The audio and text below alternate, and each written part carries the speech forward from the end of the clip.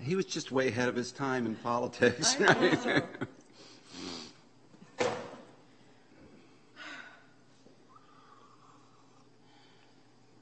While we are waiting on various gremlins, whose turn is it to pray? I think it's probably mine. 'Cause I prayed once, but I'm I prayed willing once, to pray but I don't again. know. Well, why don't you go ahead and pray? Okay. And while you're doing that, you can pray for gremlins to be banished, Yeah, and then our class. sounds good.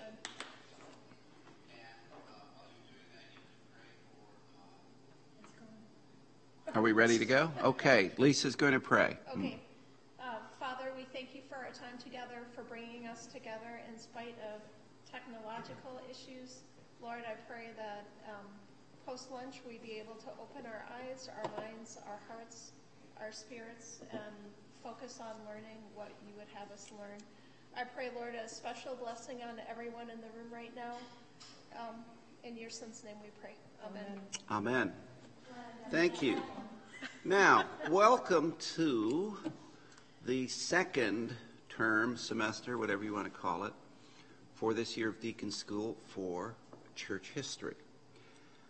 And you will note that we're on 1.5 or 1.6, is it here? So what did we cover last term? Where did we end? We had gone through the Protestant Reformation and had started into the Counter-Reformation and basically the English Civil War and all of the things that were happening in Anglican spirituality and in Western spirituality in general, post-Reformation, setting the stage for where we begin this term in the church in America. And so one of the things we're going to find, as we did find in the case of the Protestant Reformation and the Counter-Reformation, was that the development of the church in America has to be understood with reference to both political and doctrinal developments. So let's look at just sort of the political background right now. Catholicism in the New World is identified with Spanish, Portuguese, and French power. And the Catholic powers in the 16th century had focused on empire building and sending missionaries out, notably Jesuits and Franciscans, being in active imperial campaigns. So we can think of St. Francis Xavier, for example, going to the east. We can think of the missionaries who established the missions in what became California, in New Spain. However, there are imperial rivalries here, obviously, between these powers, and they are only partially tempered by papal intervention. So, for example, famously, the Pope decides a line of longitude and says east of here can be Portuguese and west of here can be Spanish, or vice versa, I forget which. There is a movie from 1984, I believe, might be 86, with Robert De Niro and Jeremy Irons called The Mission, which I would highly recommend. We have on DVD. And that relates to what's going on when that imperial rivalry then gets reset and the large Jesuit missions in what is now Paraguay are shut down, and shut down with imperial troops showing up. If we switch gears for a minute and look at the Protestants in the 16th and 17th centuries, Protestantism is identified with powers more intent on establishing colonies. Now, what's the difference? In an imperial campaign, you're putting your, armies and factories and churches and seats of power into another part of the world as a suzerain, as an overlord. There is theoretically a local ruler who owes you allegiance and pays you all the taxes and furnishes labor, etc., etc. But your power is as an overlord. In the case of a colony, you are sending your people there to settle the area. And the Protestants do that more. And we're going to see, of course, that there are disputes that arise between colonies and the seat of power. The German and Nordic Lutherans are pretty much focused inwardly on domestic rivalries and continental politics, and so they're tending not to establish colonies. The English and the Dutch Protestants, however, are focused very much outwardly on the establishment of colonies. Now, some of this has to do with church politics. More than anything else, it has to do with naval power. If you look at the access to the seas, there's a reason why the British and Dutch navies become so powerful. Any German navy, any Swedish navy, any Russian navy has to get through the narrow seas around England. England is the choke point. There's a reason that the French, with the exception of French Canada, tend to head more south or east, because they don't have to go up against the Royal Navy quite so much that way. There's a reason the Spanish and the Portuguese do that. There's a reason why in World War I and World War II, the German Navy very quickly figures out that it simply cannot meet the Royal Navy on the seas and takes to submarines. It's just basic geography. And so the Dutch and the British very early on develop a way to project power, and projection of power involves how you establish colonies. Now, we've got the emigration of settlers and their religious communities, but there's notably very little effort to convert the natives in new lands. The Jesuit missionaries and the Franciscan missionaries that go with Spanish or Portuguese imperial campaigns do specifically, baptize Indians or baptize Japanese or baptize Chinese. Matteo Ricci is active in the imperial court in China. There is a large Catholic community founded in Nagasaki, Japan, which ends up being suppressed, but twice actually, once by the Japanese and once by the atomic bomb. But whatever the racist views and imperial views may be from these powers, natives are treated as human beings subject to conversion and salvation. When it comes to the Protestant worldview in this age, the natives are not worthy of conversion in many cases. Now, there's a recent book, I can't remember the name, I'll get it at the break, that looks at the settlement of North America, and it's called American Nations, plural.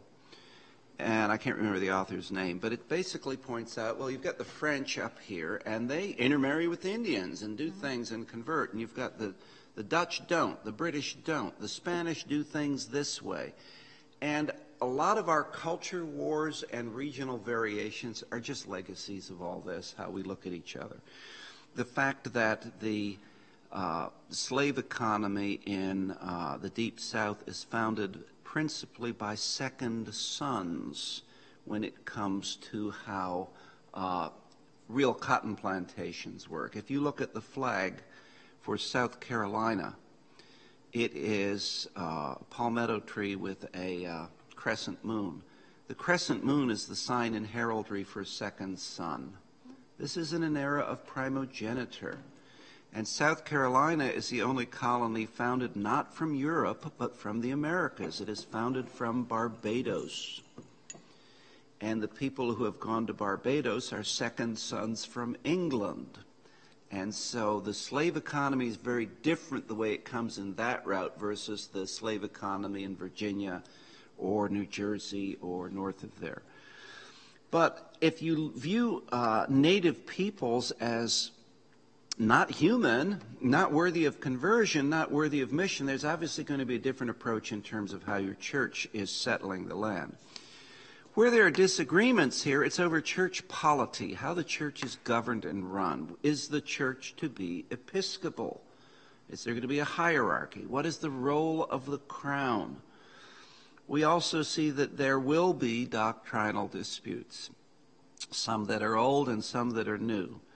The Catholic-Protestant divides over sacramental theology become more internalized as party positions in Protestantism, And then, as we're going to see later on in today's class, we get the rise of what is called pietism, which emphasizes individual salvation, the status of the individual over corporate identity. And we've had those battles ever since in terms of, do I have a personal relationship with Jesus, or is this something we do together? And the answer is both.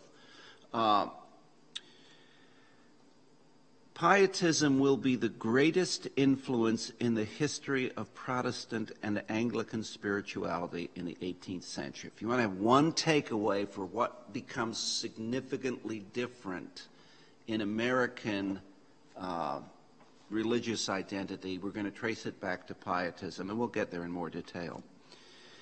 In pietism, we have a focus on the practice of piety, on individual devotion. This is why we would call it praxis pietatis. We have a focus on conversion of life. Salvation is a personal matter. Now, once I say focus on practice, any words come to mind? It's going to be a label that becomes the name of a church. Methodists. Methodism arises as a party within the Church of England, and the founders of Methodism are called Methodists by their fellow students at Oxford because they have a method of practicing their piety. They're both Anglican priests, but, things go on from there. If there had been no separation, we'll get to the reasons why, between the Church of England and what became the Methodists, we can speculate on what the Episcopal Church would be like. More pietistic, perhaps. The Methodists would be more sacramentally focused, perhaps, things of that sort. Going to the next slide. Did that go down correctly? Yes, okay. We see that, and there are 21 slides today, so I'm going to kind of move along, but interrupt with questions, comments, whatever. We're going to start looking at regional beginnings here. Now, we've got Virginia and the Middle Colonies. When we think of settlement in America, what's the earliest settlement that becomes permanent? Go back to your American history. Jamestown, Virginia, right? So this is where things sort of start out, and we've got the Middle Colonies. So outside of Virginia, the Carolinas, and Maryland, Anglicanism is extremely rare in the colonies. Virginia and the southern colonies were not founded as religious communities. Now, we are all used to the Pilgrim Fathers narrative of, the Pilgrim. Remember, we're not calling them Puritans.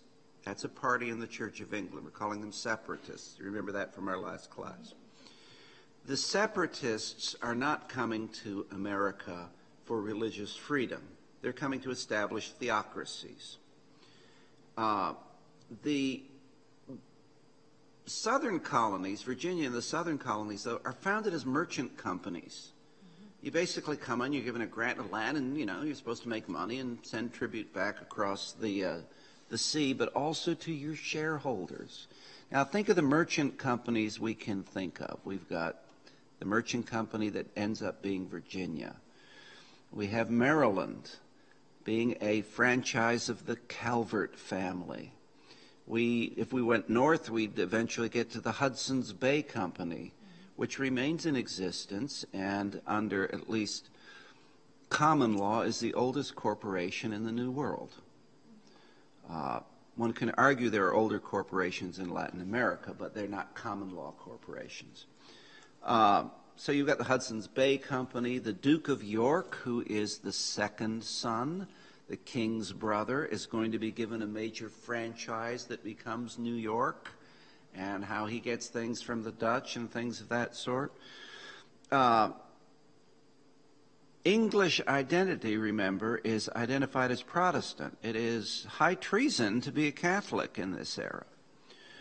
And religious zeal is defined to include a repudiation of popery and evangelism of the natives, except in New England. We're going to go back there, all right? The Virginia Company was founded by London merchants. The company is a royal franchise and includes clergy in colonization. The Commonwealth evolves to become a royal colony, basically because it can't support itself. Keeps needing help from the crown. Eventually, if you are bailed out how many times by the government gets control, right? We've seen that in our own era. There's no resident bishop, and in the absence of a resident bishop, church identity and authority is resident primarily in parish vestries. To this day, a vestry in the Episcopal Church in Virginia is a completely different thing from something in this part of the world, in how it functions and exercises power and has certain authorities over what you do on a Sunday, for example. And there's a mistrust of hierarchy. So when we eventually do get bishops, things are going to still look a lot like low church or broad church at best. The Virginia colony becomes a political thorn to the crown, and tensions are exacerbated by the founding of Maryland as a Roman Catholic franchise under the Calvert family, Lord Baltimore. Now, remember that while Catholics are a persecuted minority in England, particularly in the north, there remain powerful recusant or recusant families who basically pay enough tax to be given the privilege to remain Catholic under the crown. One of the ways the crown deals with the problem of recusant families is give them a franchise in the New World and make some money in the process. The colonial governor in Virginia doubles down on established church, that is Church of England identity, discouraging nonconformists and Catholics from being in Virginia. Hey, you want to be a Catholic? Go to Maryland. You want to be something else? There's this place south of us called the Carolinas, right? In 1689, James Blair is appointed as the official representative of the Bishop of London in Williamsburg. And his efforts at reform highlight the laxity of Anglicanism in Virginia. It's about practice here. It's not about doctrine. There aren't many disputes about doctrine or polity because the clergy and the lay people are basically indifferent. Faith is a cultural background noise. Remember, in the Virginia Company and throughout this area, what is the seat of culture? It's not a town. It's a plantation. And so this is why you get these little parishes out in the middle of nowhere. They were the church established for that plantation. And, whether it's a second son or, somebody who can't ride, or whether it's something else, the church is really part of the plantation corporation. And people just, you say your prayers and you do things. It's very much a morning prayer orientation, not so much a sacramental orientation. To have communion, and this would last well into the second half of the 20th century outside of towns in that part of the world, part of the country. Communion might happen once a quarter or once a month. Other than that, it's morning prayer. It's 28 prayer book once a month communion. Even if you have a resident priest, there are places that have circuit riders, but even if you have a resident priest, the culture is a morning prayer culture, not a communion. If you have communion, say even once a month, you have morning prayer and communion. You have a service that goes on for over 2 hours. I've personally been a member of parishes like that in New Jersey or in the South. Unlike the separatists in the North, in what we consider Massachusetts and Connecticut and areas that the Pilgrims will found, the Anglicans are not focused on individual zeal and piety. They're just not. It's a cultural identity. It's how you get along. It's what you do. Now, questions so far? Comments? Anything new? What is the biggest difference in Virginia with the vestry you said it's very different than it is They're here. not used to having any sort of clerical hierarchy around. And so in what we're used to is that, if you're going to appoint a vicar, a rector, if you're going to call a priest, if you're going to do things, a vestry technically under our canon law calls a priest with the approval and consent of the bishop. A Virginia vestry doesn't. It just calls a priest. There have been changes in the 20th century over that, but it's still a different view of the power of laity and the power of clergy and whether the hierarchy is involved. Now, if we go on to slide 3 here, the lack of an active church life allows the tobacco culture and the need for African labor to rise in parallel. There's no Protestant ethic in Virginia the way you'd see in Massachusetts. Now, what's the problem with tobacco, with farming tobacco, or cotton for that matter? They're very hard on the soil. They're very hard on the soil, exactly. We refer to land being all cottoned out, or tobacco does the same thing. They're, of course, enormously profitable crops, but very labor intensive. So you need a lot of manual labor. Slaves are expensive, very valuable. And so when the land starts failing, what do? Move west. Things keep expanding because of exhaustion of the soil. Because of the need for labor and because of various aspects of worldview at the time, slavery becomes institutionalized.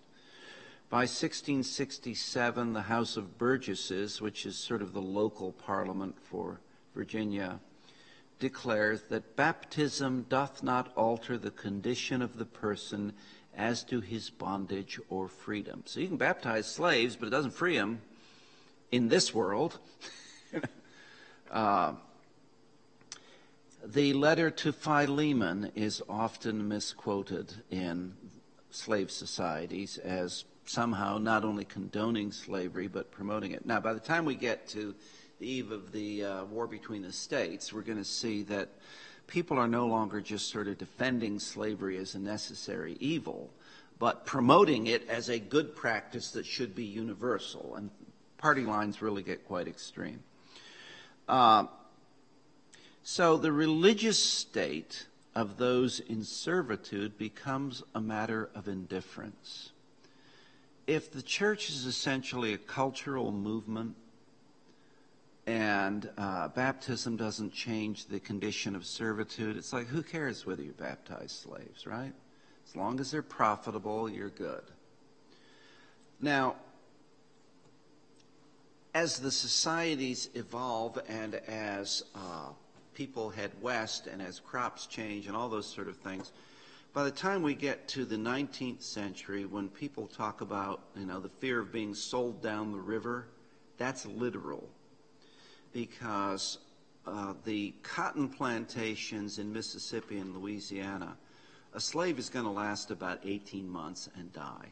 But the profit is so high that people will use slaves for that industry. And so a troublesome slave, to use the term in use at the time, might be sold down the river, which is essentially a death sentence. If you get to the Mississippi Delta, there are parts of the Delta that have topsoil that's 40 feet thick. It's the richest soil one can imagine. And so you can use up a whole lot of very valuable slaves producing cotton at that rate and still make money.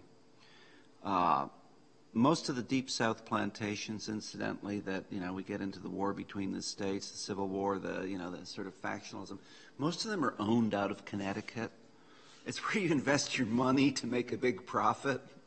And so the folks in the Mississippi Delta who act like they're antebellum gentility, that's a joke.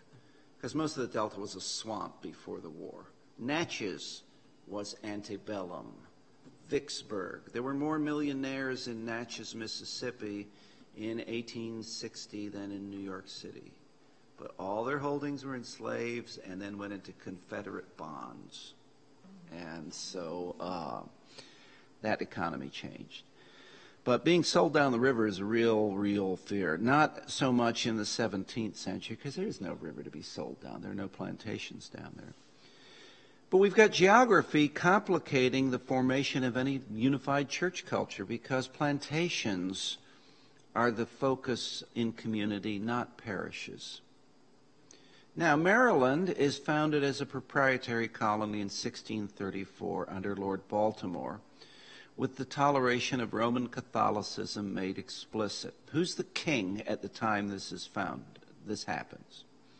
All right, we've got the Stuart monarchy. This is before the English Civil War, before Oliver Cromwell and the Commonwealth. And there are strong Catholic leanings in the Stuart monarchy, so they're going to, take the right price and let Lord Baltimore form a colony. In the 17th century, as a result, Anglicanism is effectively absent in Maryland. The oldest Episcopal church in Baltimore is from 1697. In the 18th century, we're going to see the rise of an Anglican constituency amongst landholders who are beholden to the proprietary family, because the Calverts convert back to C of E in 1732. So remember when we were in the Protestant Reformation in Europe and we had cuius regio eius religio, or cuius regio eius religio, his reign, their religion. And so if your prince converted, you became a Lutheran. Same thing here. When the Calverts become Protestant, C of E instead of Catholic, then you start seeing Anglican churches arising in Maryland.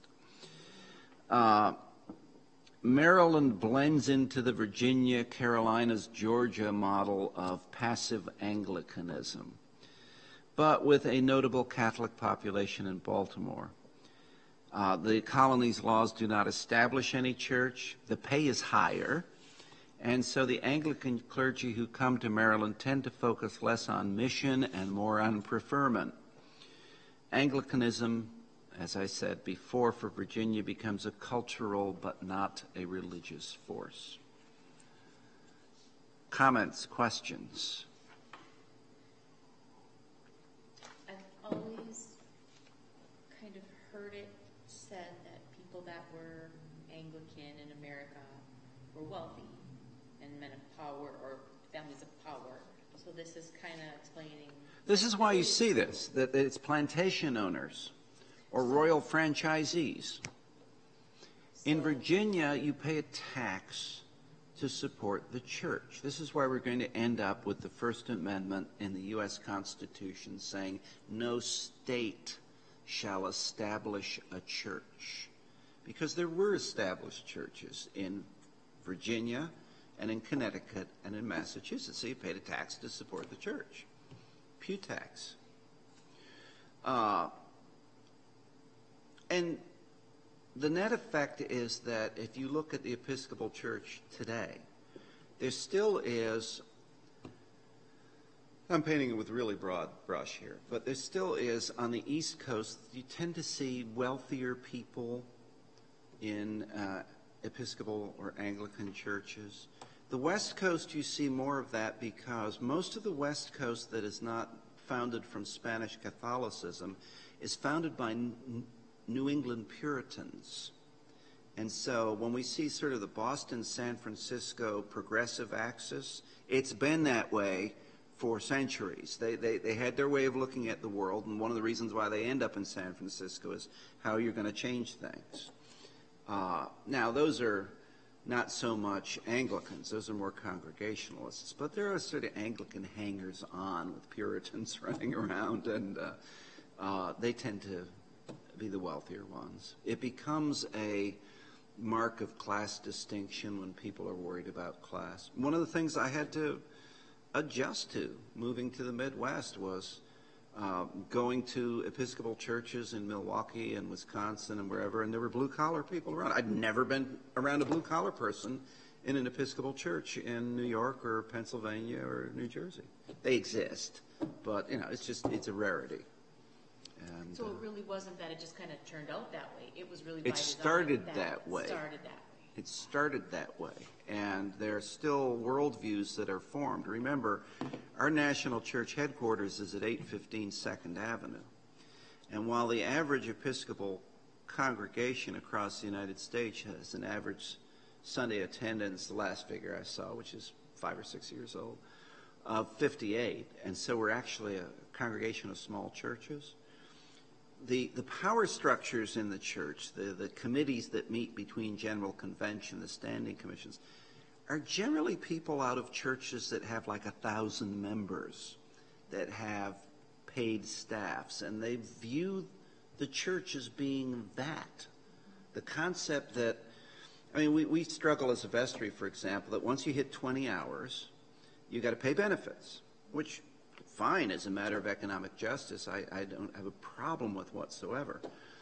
But when you're dealing with a church where there are many, many congregations who can't afford a priest, and you just say sort of from a New York perspective, well, this is a justice issue, there's some people that go, wait a minute, the law of unintended consequences. So there's still that kind of view of a lot of the church is flyover country, and that's not new. That's not new. It's kind of deep in the DNA. Going on to slide 4. Now, we're back up to New England. And this is where we always, when we think in American history, it's all sort of about, right? Pilgrim Fathers and all that. Just to recount, these are not Puritans. They're the separatists. Remember, they first went to Holland, and then they went to the U.S. So they're separatists who wished to found a theocracy, essentially Calvinists, holding a low view of the church and opposed to church hierarchy. By the time we get to the eve of the American Revolution, we're going to see that one of the reasons that there is no bishop in the colonies is that there is active opposition to the idea of a bishop, because a bishop is an agent of the crown and an agent of hierarchy. So the separatists first leave England for the Netherlands. They want to get away from Stuart absolutism and the high church reforms, which would culminate in Archbishop William Laud. No clergy accompanied the separatists, and none would be present for the first 9 years of the founding of the Massachusetts Bay Colony, or the Plymouth Colony. Religious leaders were political leaders. Massachusetts and Connecticut were founded as holy commonwealths. In 1636, Harvard was founded to train clergy. The Holy Commonwealth model was threatened by any dissent, and so we get, spin-offs. What becomes Rhode Island, Providence Plantations, is an example. This comes from the legacy of separatism. Since you were a separatist, now if you disagree, what do? Separate. Now we're going to see that in a number of denominations, that's in their DNA. And so if you go to a town this size in the South, instead of having, however many Lutheran churches, you're going to have however many Baptist churches. It's going to be the First Baptist Church. It's going to be the Second Baptist Church. It's going to be the Third Baptist Church. There's going to be the First Mount Olive Baptist Church. There's going to be the Second, Shiloh, whatever. And this is because it's in the DNA. When there's a dispute in how you do church, what do? You leave and found another church. Now, there's some holy things that can happen in that. I'm not trying to throw rocks at Baptists or whatever, but it's in the DNA. Not that one of the disputes you see in our era in Baptist movements is an ongoing tension between a Calvinist and an Anabaptist movement. People accuse each other of being Erastrians and things like that. We'll get to that further on in the course. But separatism is part of the DNA regardless. Roger Williams, the founder of Providence Plantations, which incidentally was the name of the state until well into the 19th century, and still remains on the seal of Rhode Island. Roger Williams dissented because his Boston church would not repudiate all connections with the Church of England and repent of any past connection. So Rhode Island ended up becoming a haven for dissenters and an early center for Baptists and Quakers. And so, again, sort of the political DNA of a place like Rhode Island is different from the... Think of how when we talk about Dixie, you know, it wouldn't be a popular thing to say today, but people used to say the South shall rise again, right? You know, and there's that sort of rebel legacy. That's in the DNA from being a defeated power. In a place like Rhode Island, it's going to be a different way of looking at reality than Ohio. You know, and it's because of that legacy of where did your people come from? A lot of this will get changed by 19th century immigration, but they're sort of founding myths for each state. This legacy of separatism gives rise to congregationalism as opposed to Presbyterianism. Now, what's the difference? A Congregationalist church is an entity unto herself. And the governance of that church is determined by the members and leaders of that church, and who gets to be called to be a minister and things of that sort. A Presbyterian model, presbyteros in Greek, means elder. That means there are elders that oversee groups of churches. Now, we're used to, in our day and age in this part of the world, the UCC, the United Congregationalist Church. And there are, 4 or 5 UCC churches in this town. They basically have sort of an umbrella organization that evolved in the 20th century that said, here are sort of core common doctrines, but they're all independently governed. There is no sort of oversight to say, well, what's happening at your UCC church? There's that legacy of individual, we get this American individualism thing arising, partly out of this. As New England Christianity matures, evangelical piety and zeal decline. When you're a pioneer on a boat across the Western Ocean to found the city on the hill and be a theocracy, we're going to do it. And your kids are kind of like, eh. And your grandkids are like, really? I think I'll just go farm, So this raises the question, is church membership compulsory? Because what happens before this if you don't go to church? You get arrested and kicked out of the colony.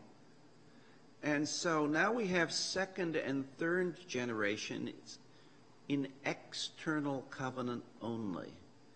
And this is a technical term within this sort of, not really canon law, but theocratic way of looking at things in these colonies, which results in, can I present my child for baptism if I haven't been active in the church in the way that you deemed activity in the first generation?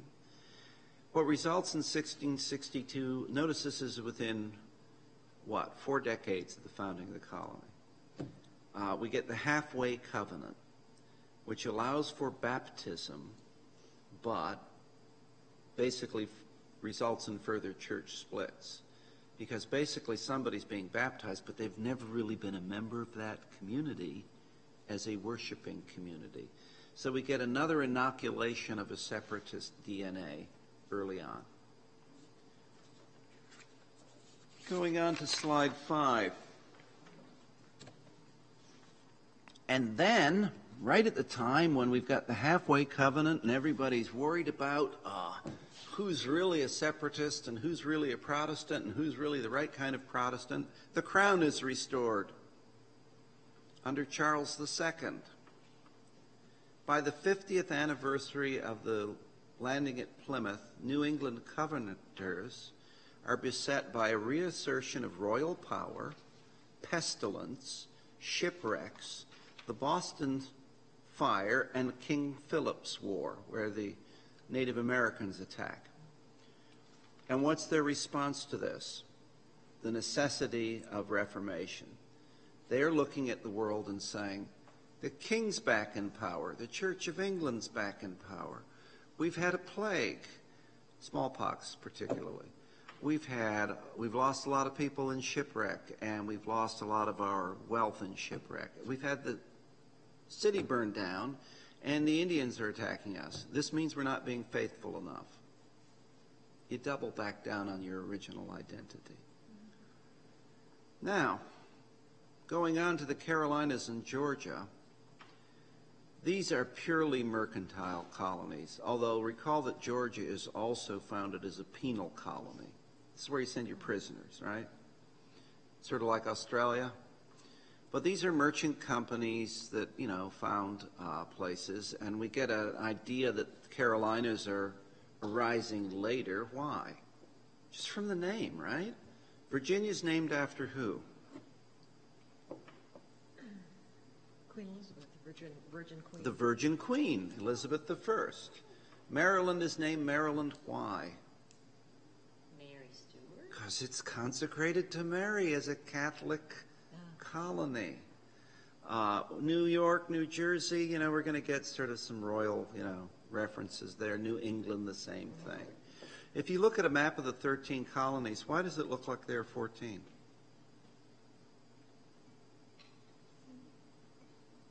Because Maine is part of Massachusetts. Yeah. On the eve of the Revolution, you get the 13 colonies, and you get that big thing up there that's Maine. That's part of Massachusetts. What we now consider to be most of Ohio is what? The Western Reserve of Connecticut. It's owned by Connecticut. So you have, what's the big notable university in Cleveland? Case Western Reserve. From the Case Institute of Technology and the Western Reserve University merging. But But we've got mercantile colonies in the South. The proprietors are nominally Anglican because they're English, but effectively practice liberty of conscience to all who would become adventurers in this wilderness. When you're on the frontier, niceties of polity and distinction don't matter too much. We had a member of this parish for about 6 months who had been ordained a priest in the Philippine National Church, but ended up as a priest in, I can't remember the new name of it. Well, at any rate, it's Fort Fisher in Baffin Island in the Canadian Northwest. Philippines to Baffin Island, do the math. And half the time he'd be at a Roman Catholic church, and half the time he'd be in an Anglican church, because they're like, he's a priest, Nobody cares on the frontiers. That's what's happening in the Carolinas and Georgia. Nobody really cares, because you might see a preacher once a year coming through on horseback. And there is a lower level of literacy, so, it's not like grandmom's sitting there with her Bible teaching you as much. There is a legislative effort to establish the church in North Carolina. It fails. In South Carolina, the Church of England is established. What happens with second sons who get money? We're as good as you are. We've got our own church, and that southern characteristic of display of wealth that you still get in the planter class in the South, that's what this is part of. Pink pants with white shoes and a green jacket and drink a mint julep sort of thing, right? Been to many of those dove shoots. That happens this month or this week, actually. That display of wealth is a characteristic of not being the inheritor. You're the second son. You're the self-made one. And so, let's establish our own church. That's why it happens in South Carolina. but gets repealed by the Crown and the House of Lords after 2 years because people are squabbling. And they don't want that as a complication. Because of strong laws in Virginia, taxes principally against nonconformity, dissenters migrate to the Carolinas. Baptists and Presbyterians become more prominent, and Presbyterianism is shaped by the Scotch-Irish of Ulster. Now, at about the same time that we're seeing a rise of a slave economy, what is the other factor in the economy we're seeing? Indentured service. These are border people from Scotland, from Northern Ireland, from the English Marches. You come over and you're indentured for 7 years or however long it is, and then you scratch out your own living. But because of where they're coming from, this is more the Presbyterian stream that will also become a rich seedbed of Baptist piety. Scotch-Irish. This is going to have a big effect by the time we get to the eve of the Civil War, because I'm painting very broad brushes here. There's, a Celtic way of looking at things when it comes to warfare, and there's a German way of looking at things when it comes to warfare. One of the things that really discomfits the Yankees in Civil War battles is the rebel yell. All the rebel yell is a Gaelic war cry, and if the northern armies are principally German and English and Irish, they don't know what's going on. It's a Gaelic war cry, the rebel yell. So how the country gets settled is you get slightly different nationalities in each part of the country and different religious streams that happen. There is, in general, an absence of trained and dedicated clergy, accompanied, not surprisingly, by lay indifference among Anglicans, or lay zeal, which is more personal and congregational among dissenters. What's the problem with any established church, the Church of England? If we had the Church of Wisconsin and it was somebody appointed by the governor, it becomes background noise after a while. It's not about my relationship with God, right?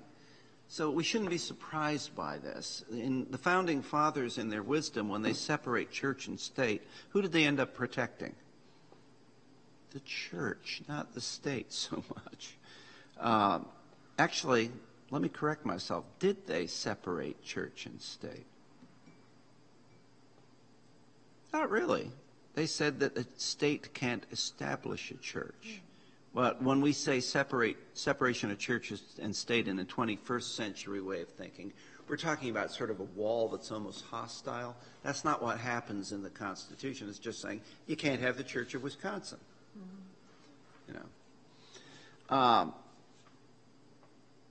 Anglicanism, to the extent it becomes a dominant cultural force in places like Virginia and South Carolina, is established by the culture and by political patronage.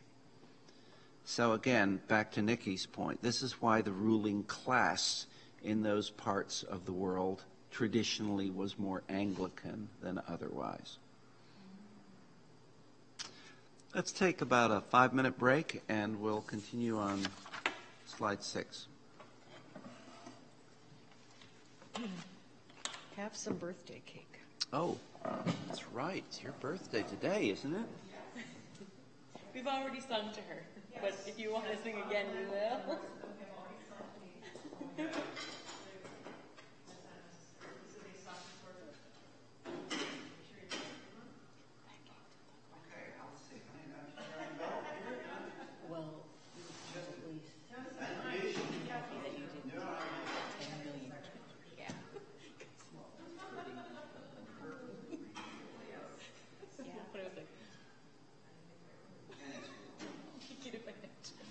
I'm better now, but it's like, yeah.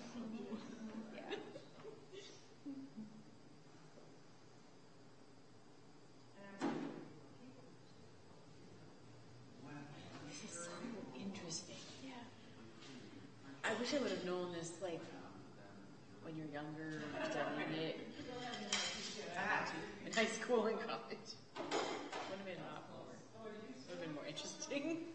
I actually missed myself and missed up the floor. Well, that's actually preferable. Floor's easier to clean up.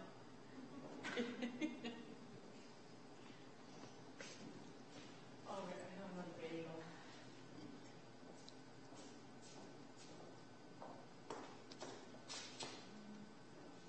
Let's hear those knees creak. Yes. My knees are really bad today. Oh, let's just hear them.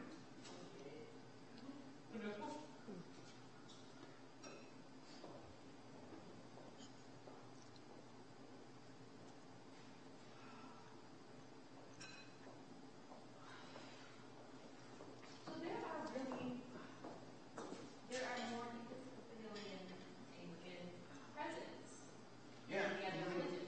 The only reason I know that is I was studying the presidents with my daughter Oh. on the flashcards, and it said what religion, and I was like, well, what is to that? Howard. Yeah.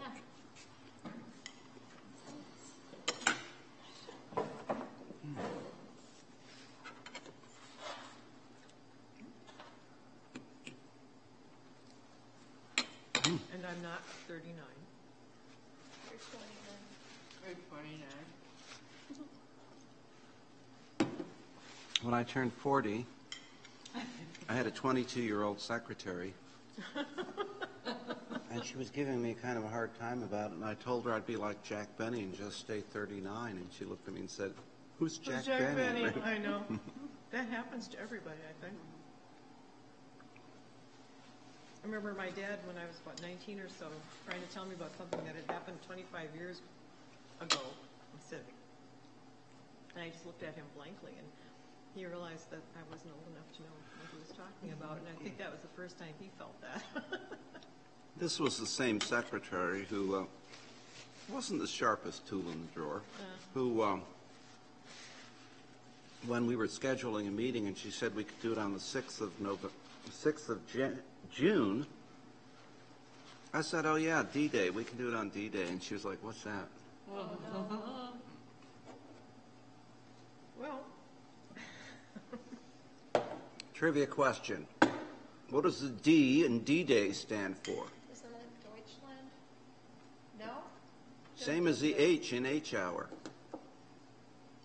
It's just a repetition. D for the day, H for the hour. Oh, no way. Yeah, No way. seriously. I thought it was like Yeah, boom. that's out. I'm serious. Huh. I've been wrong all these years. I thought I was wrong once, but it was a mistake. No. Right? I just drooled all over myself. Because I'm your secretary now. Short bus. But I'm not the sharpest tool in the drawer. She's on the short bus, right? Right.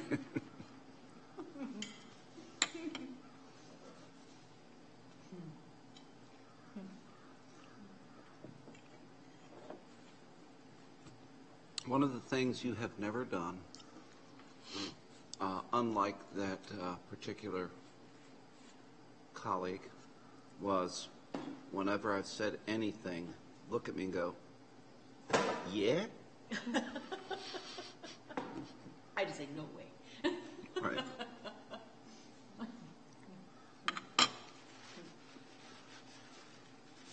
I inherited her. I didn't hire her.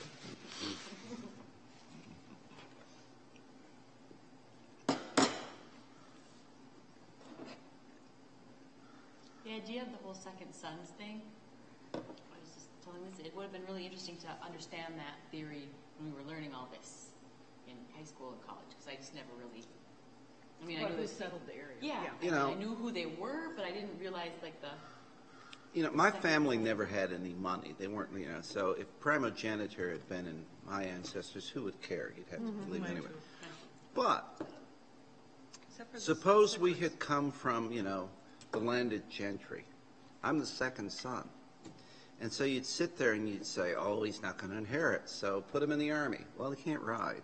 Ooh, horses don't like him. Okay, put them in the Navy. Well, maybe that would work out. So what do you do with somebody that you can't put in the Army? Make them clergy. You make them clergy, Yep. exactly. So it kind of worked out that way anyway. Yeah. Okay, let's go on. You see, we're just breezing through the colonies here. We're to New York and New Jersey on slide number 6 here. And New York and New Jersey are not marked by any unifying social, political, or economic outlook. Cultural and religious pluralism is the norm. Sound familiar? Started out that way. Upon the Stuart Restoration, James, Duke of York, the king's eldest brother, is granted most of the middle part of the eastern seaboard and secures the surrender of Neuf-Amsterdam in 1664. Renames it New York. James's government is actually an improvement on Dutch neglect. Why have the Dutch been kind of neglectful? They're making all their money in Indonesia. They've got the South Sea Company bubble going on and the tulip bulb bubble and all that sort of thing. So they're not really paying attention to what's happening in Neuf-Amsterdam because they're not making as much money there. James tolerates the Dutch Reformed. Who are the Dutch Reformed? They're Calvinists, right? And upon his 1672 conversion to Roman Catholicism, tolerates Catholics. So New York is regarded with grave suspicion by the separatists of New England and Long Island. Notice Long Island is not part of New York. It's part of Connecticut. Because New York has a church life which is feeble and discontinuous well into the 18th century, beset by constantly shifting boundaries and minimal enfranchisement. What's the wealthiest church in the United States? Individual church, not denomination. Trinity Wall Street, all right? And this is a parish with an annual budget of about $1 billion, right? That's why they have all their foundations doing things, whatever. But the reason they have all that money is that most of Lower Manhattan was a land grant to that parish. And so all of those buildings are built on ground rents. And but this is part of Stuart establishment happening, right? So Trinity is, if not the oldest, one of the oldest in New York, and it's because it gets established this way, and that's why it gets all that land. Despite the religious fervor of the Dutch Reformed in the Netherlands, very little of this translates into the New World. Why? Again, you're getting out of Dodge. You're going across the Atlantic to try to make your fortune because you can't make it at home because you're a second son or something like that. Or there's another reason to stay one step ahead of the law. So emigration is not undertaken for religious reasons, like in New England, but for commercial opportunity, like in the South. New York is a sort of sideshow of the Dutch West Indies Company. That's where they're making their money as well. Trinidad and Tobago, Martinique, there's no minister provided in New York for the first 5 years. The Dutch Reformed Church is a marginal presence in New York, but will become established in New Jersey. New Jersey becomes a county palatine. What does that mean in English law?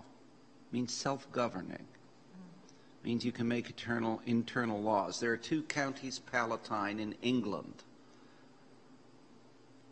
And they are Lancaster and... where's Carlisle? I forget. But what's the similarity? A county palatine is always on the frontier. You give people some local power because you can't project power from the center. There isn't really a royal army around, so you let whoever has the franchise kind of make their own laws. As a county palatine, as a result, New Jersey is an early home for dissenters and attracts Quakers and separatists upon weak attempts to establish Anglicanism in New York. When Trinity Wall Street is given all this land, and the Stuarts are kind of like acting like the Church of England is going to be the church in New York, there's some people that move across the river, and they go to New Jersey. But New York is notable mainly for an absence of church services.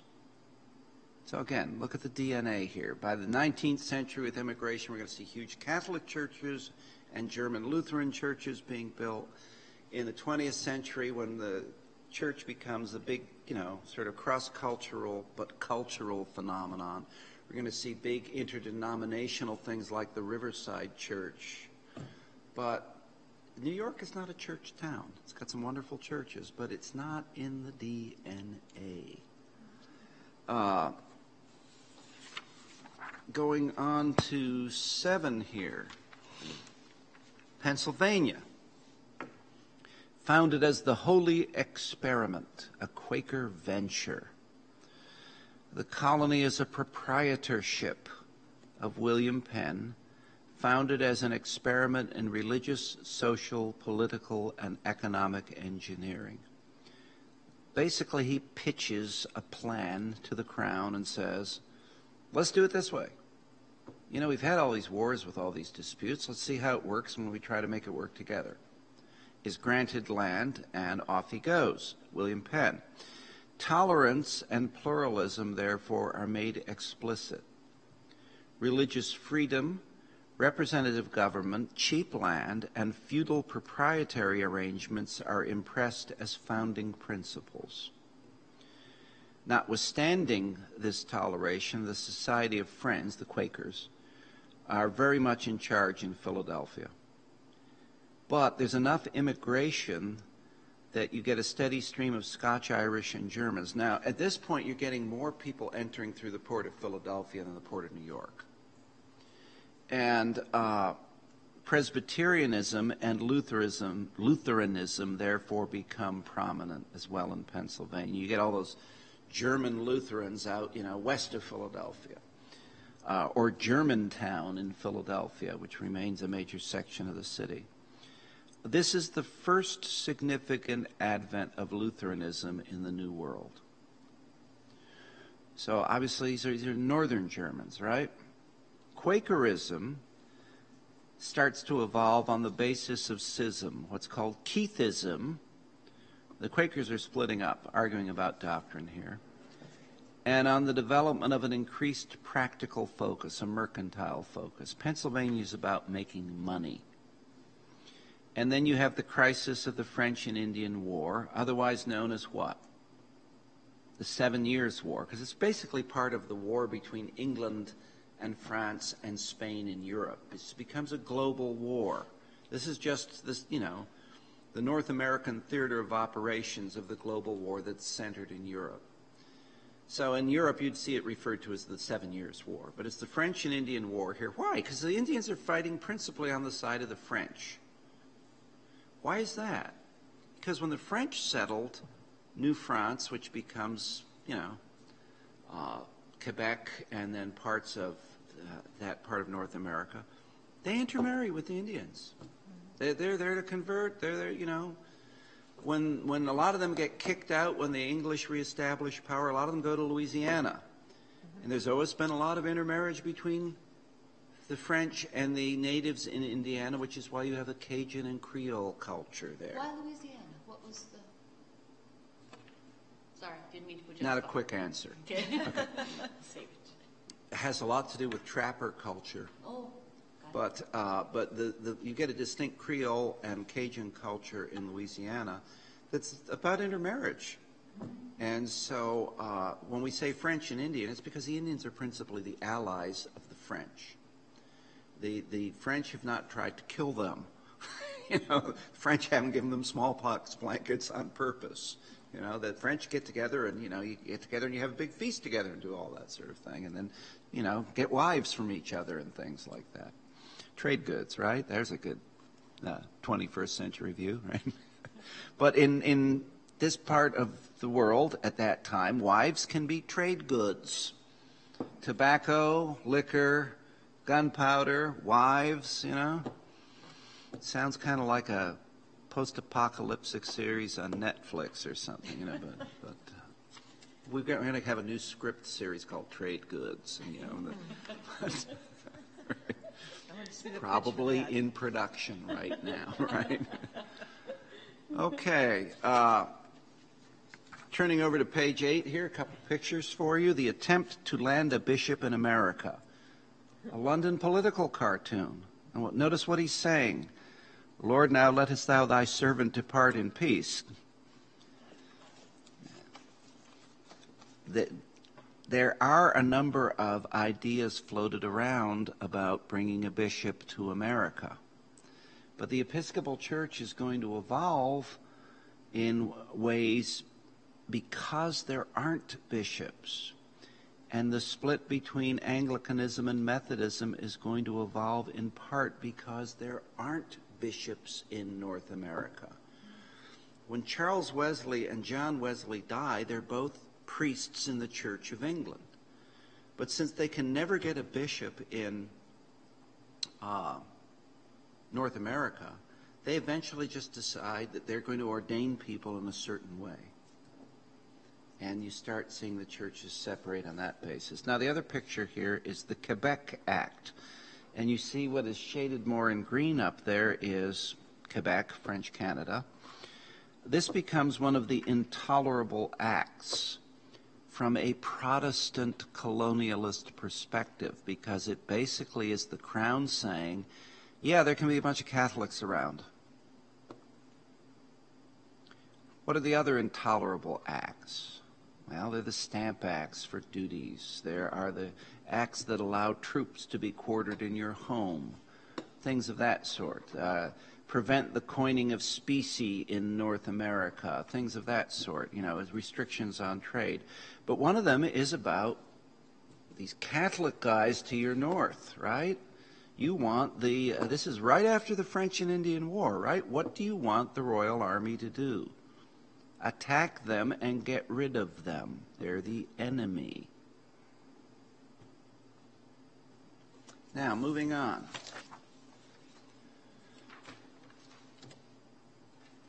I said we'd talk about pietism. We're kind of getting, you know, we're into the 18th century here, leading up to the Revolutionary War. Pietism, let's define it. It, in practice, is basically a protest of a living faith against a lifeless and unbending orthodoxy. This is aimed at Protestants by other Protestants.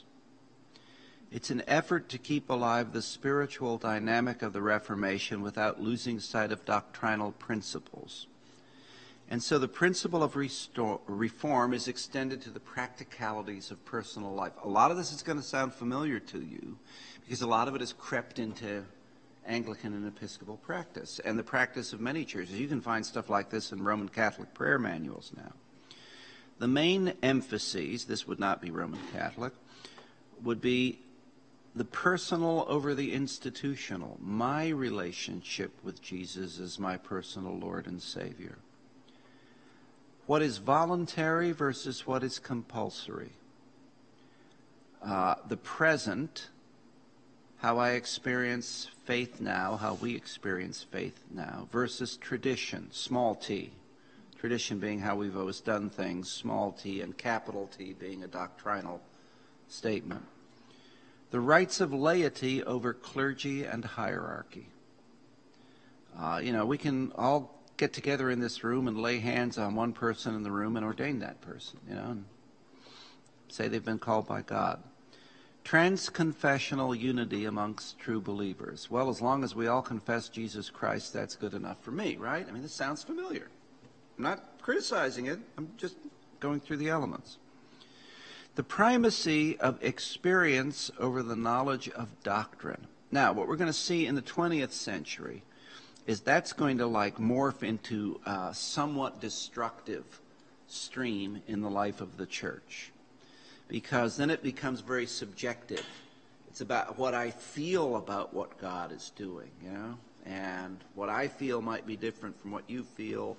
And then we'll have a presiding bishop of the Episcopal Church saying there are pluriform truths, and there's your truth and my truth. And here's where it starts coming from.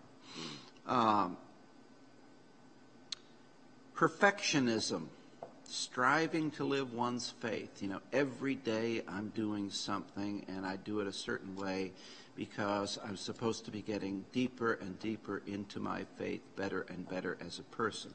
Danger of this being that it morphs into a works righteousness mentality where unless I can show the good deeds I'm doing, it means my faith is not as strong as it should be. Now, what are the main effects? Well, the first is a revival of dynamic preaching. You get people running around actually talking about why you should believe in this stuff and why your life should be changed and how your life will be changed when you turn it over to Jesus Christ. I had a lunch meeting on Tuesday with the local ministerial association. One of the speakers was the head of the sober house run by a Christian ministry for men in Sheboygan.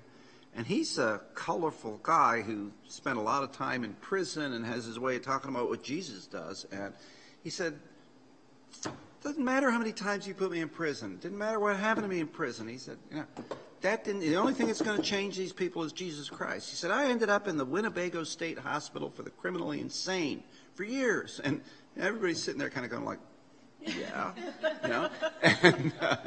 And the guy actually has a very good ministry. But that idea of dynamism in preaching, you're not sitting there saying, this is what this Bible story says. You're saying, this is talking to you, and what are you doing about it, sort of thing. The pastor as an example of godliness and witness. People are being held to a standard now in a fishbowl a little bit. A flowering of devotional literature. If this is up to me and there's a lot of self-study involved, well, I got to have stuff to study, stuff to do. A missionary zeal. I've got to lead other people to Christ, which is what he told us in the first place, right? But we forgot about it for how many centuries? Social outreach. Absent pietism in the 18th century, you're not going to see abolitionism in the 19th. Not possible. Because other than that, it's like, what do you care about what's happening to that person? This is where we get the Sunday school movement coming from. We have a duty to teach our children and our children's children and form them so that they can make a personal commitment to Christ. An increased emphasis on education, on church schools. An emphasis on lay involvement. There's an ecumenical concern again, you know, where are we together in Christ, not where are we separated. A revival of hymnody. Now, partly this happens because the Wesleys are sailing to Savannah, Georgia, and they end up on a ship with a bunch of Moravians. The Episcopal Church in 2008, that would have been 2009 General Convention, established full communion with the Moravian Church in the United States. We pray for them at diocesan convention, etc. The Wesleys are on a ship with the Moravians, who are, you know, principally Czech Germans, and they are already into the whole idea of hymnody. Remember when we were talking about the Protestant Reformation, we talked about the Herrenhut, the Lord's house, and Count Zinzendorf, and all those things that were happening back in Europe. The Moravians are coming out of that. Wesleys think this is the best thing since sliced bread, singing hymns.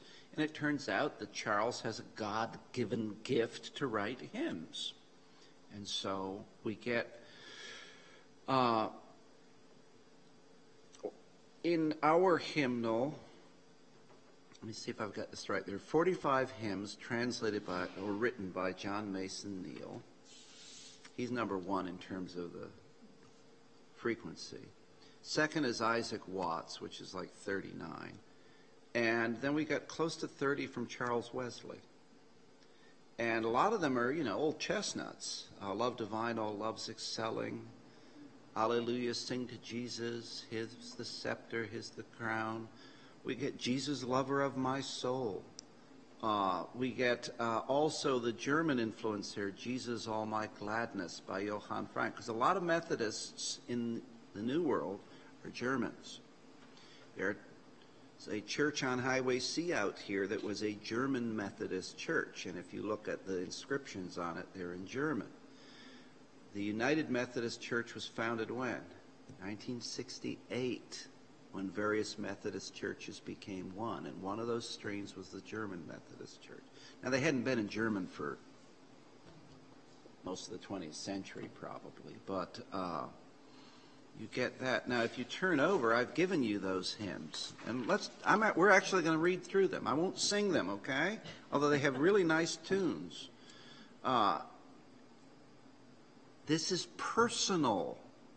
Jesus, lover of my soul. How personal is that? Let me to thy bosom fly, while the nearer waters roll, while the tempest still is high.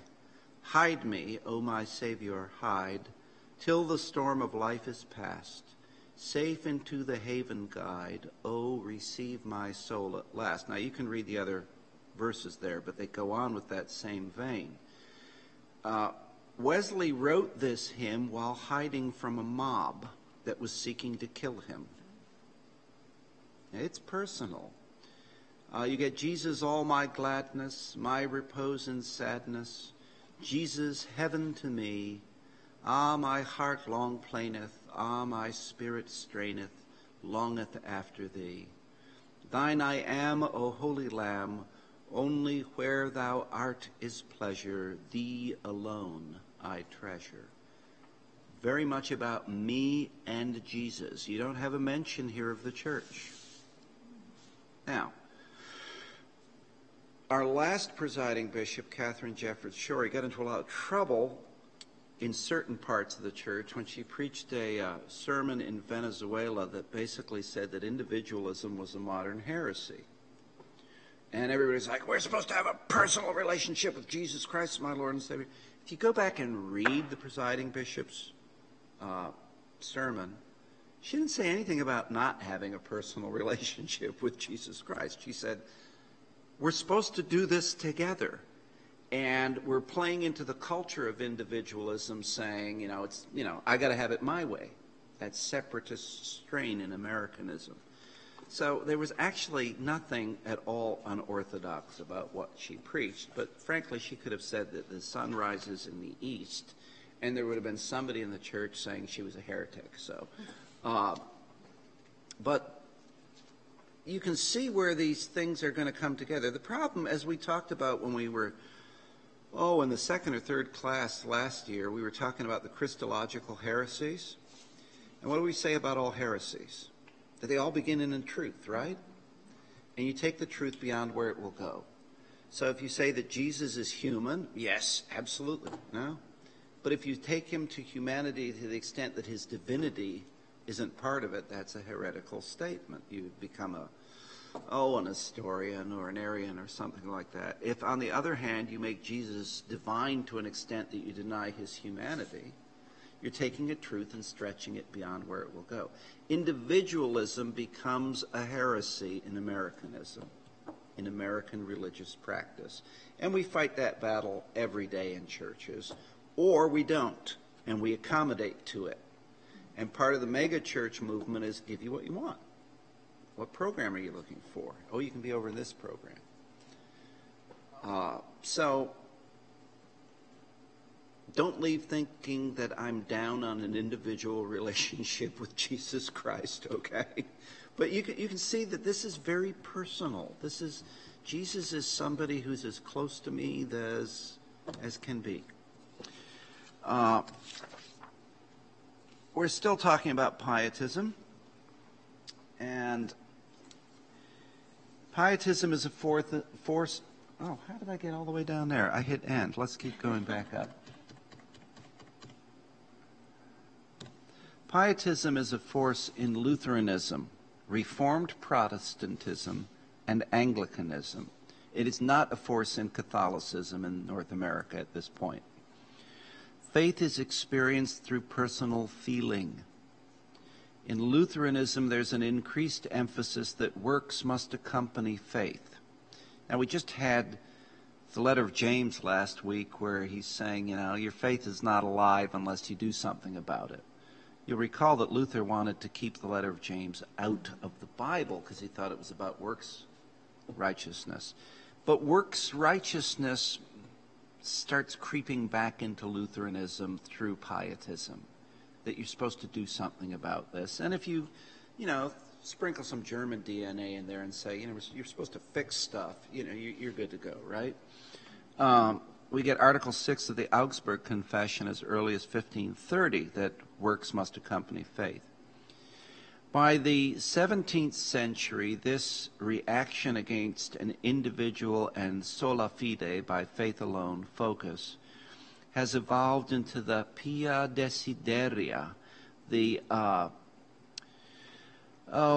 is sort of the way of desire, or the faith of desire, of Philip Spener, who is technically the father of pietism, laity gathered in prayer and for Bible study. Pietism is shaped into a movement by August Franke in Halle, Germany. The personal experience of new birth is central to faith. We get this conceptualization of conversion experience. Paul describes his conversion 3 times in the Acts of the Apostles.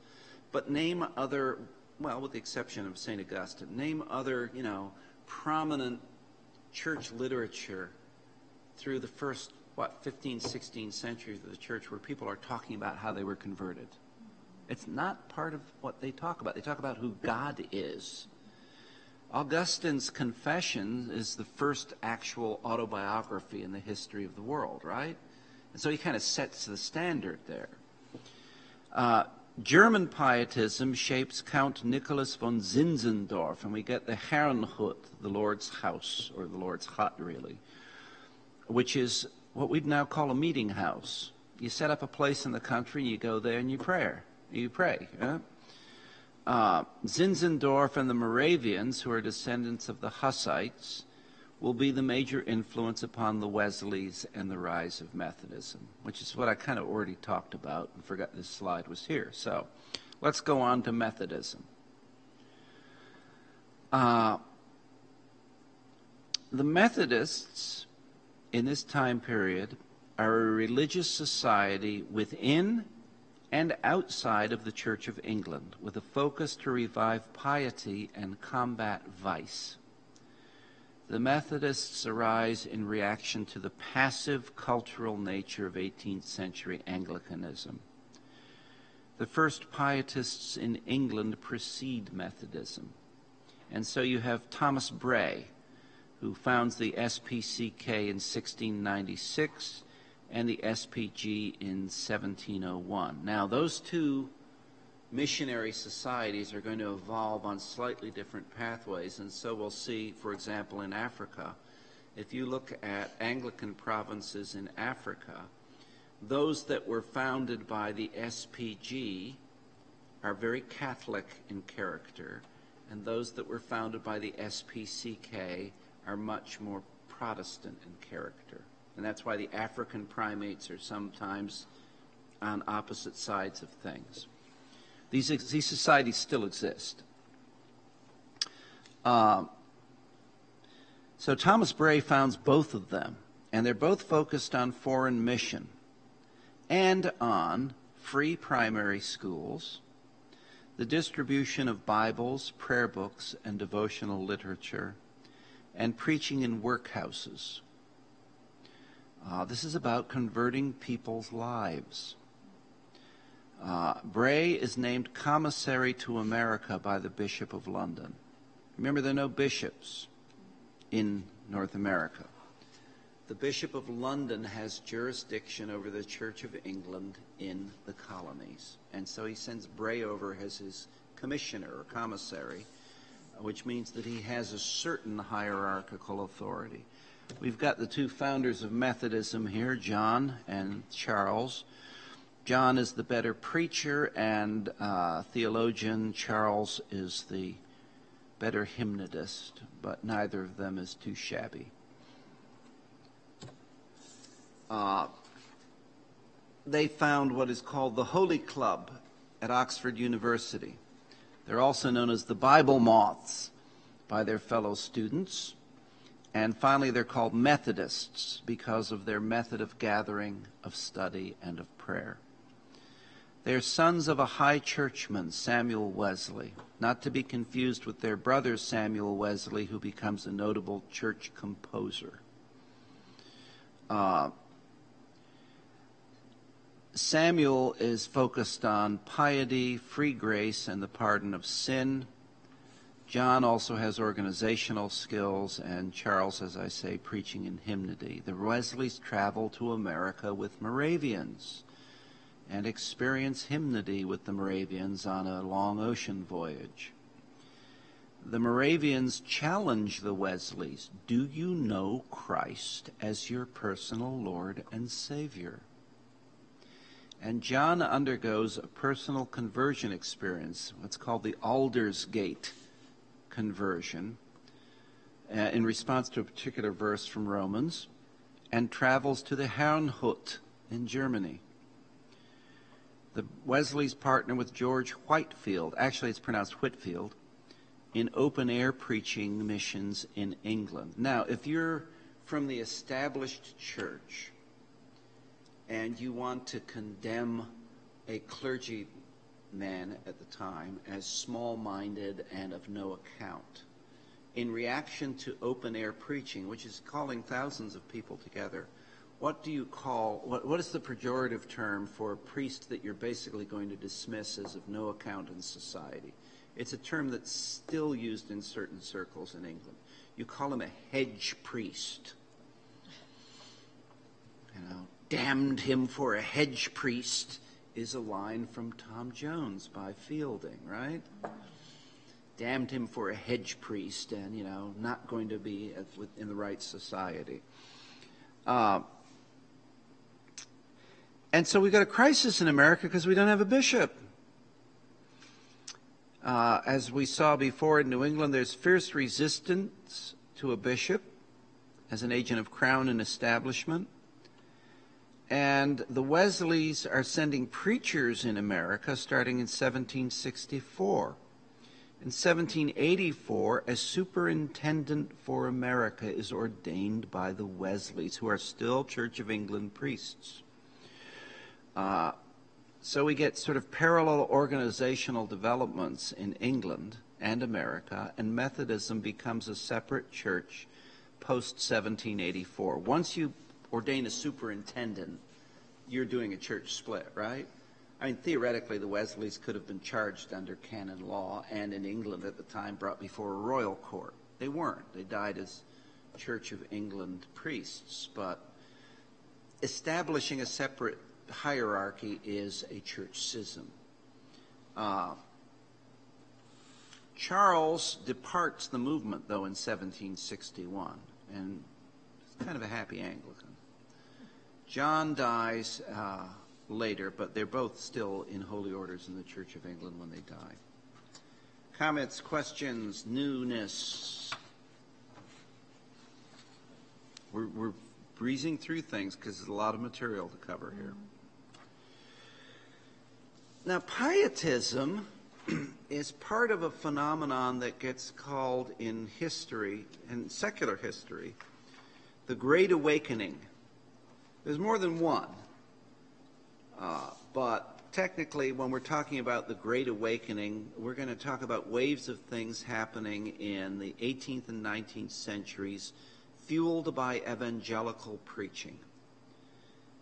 If people do convert their lives and give their lives over to Jesus Christ, it makes a difference in them, right?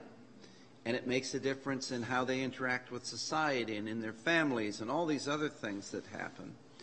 And this starts changing the character of the nation. Faith becomes a little bit more lively.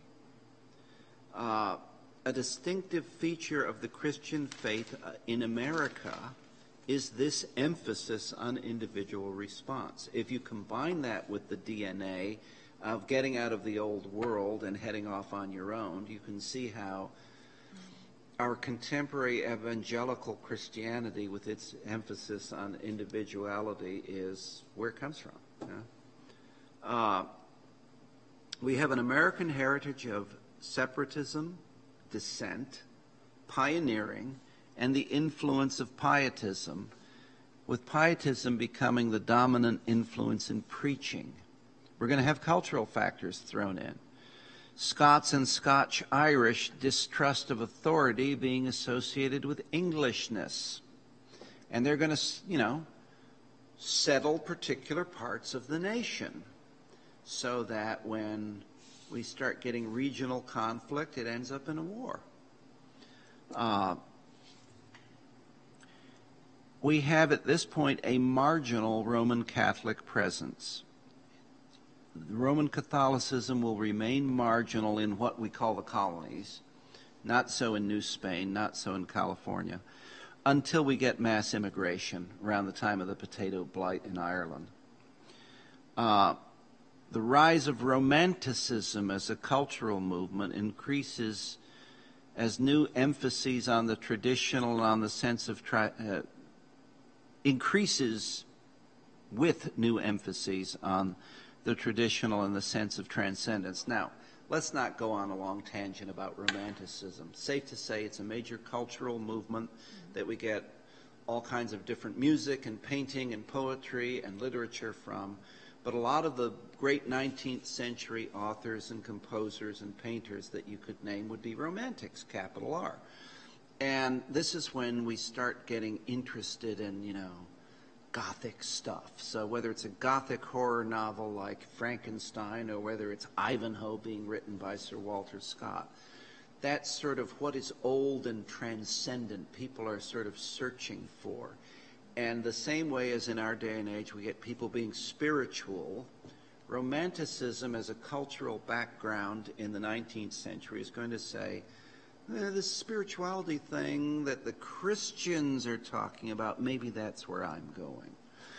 A lot of the big romantic musical pieces are based around religious texts. Think of Mendelssohn writing Elijah or Paulus. Think of Mendelssohn sort of rediscovering and introducing the world again to Bach, who's been dismissed as kind of this weird cultural figure who went out of fashion. Think of Beethoven writing the Missa Solemnis or something like that. That grasping for transcendence is very much a cultural stream that's coming along with a pietistic stream and along with the preaching of the Great Awakening. It's going to explode into a new cultural force. Now in America, though, this can take the form of self-reliance. So we get Ralph Waldo Emerson. We can have a sort of transcendentalism which becomes Orthodox faith. Orestes Brownson in the Testimony of Conversion, he would be one of the major figures who is completely forgotten now. But his groping for transcendence becomes a basic Orthodox Christian faith, and so he starts telling people, this is what you've been looking for. In our own day and age, we can probably name a lot of preachers who've experimented with, who knows what, LSD, yoga, transcendental meditation, and suddenly they're like, the answer's Jesus, and they're going to talk to you about Jesus, right? So, I'm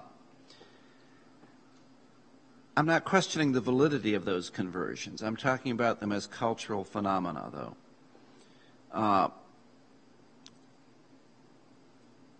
In America, the contrast or tension between individualism and a focus on the transcendental will remain as an identifier of what American Christianity is.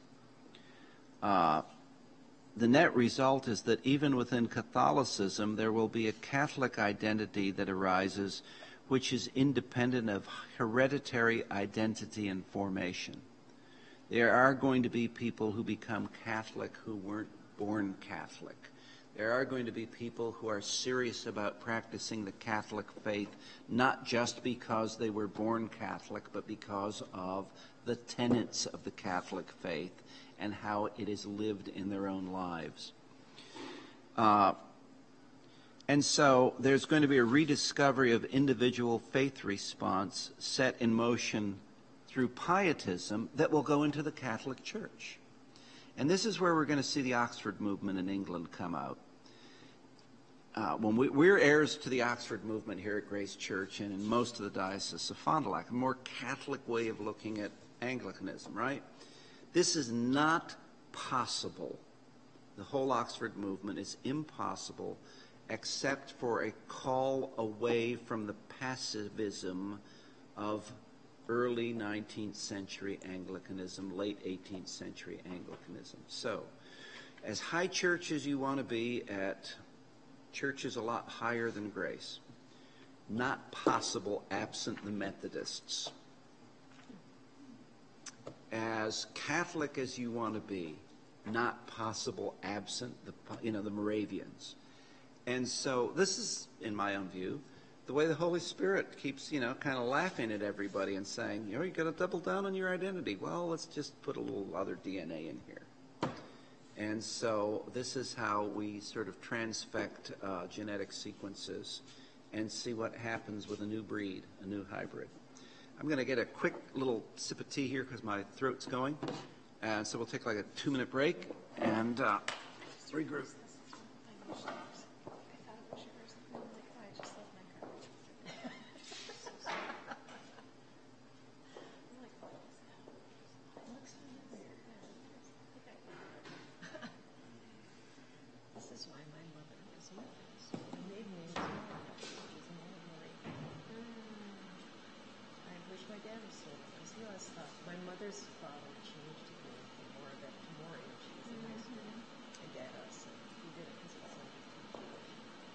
That's funny because my mom's parents changed it from Bogdanovich, and they were Jewish, to Borden.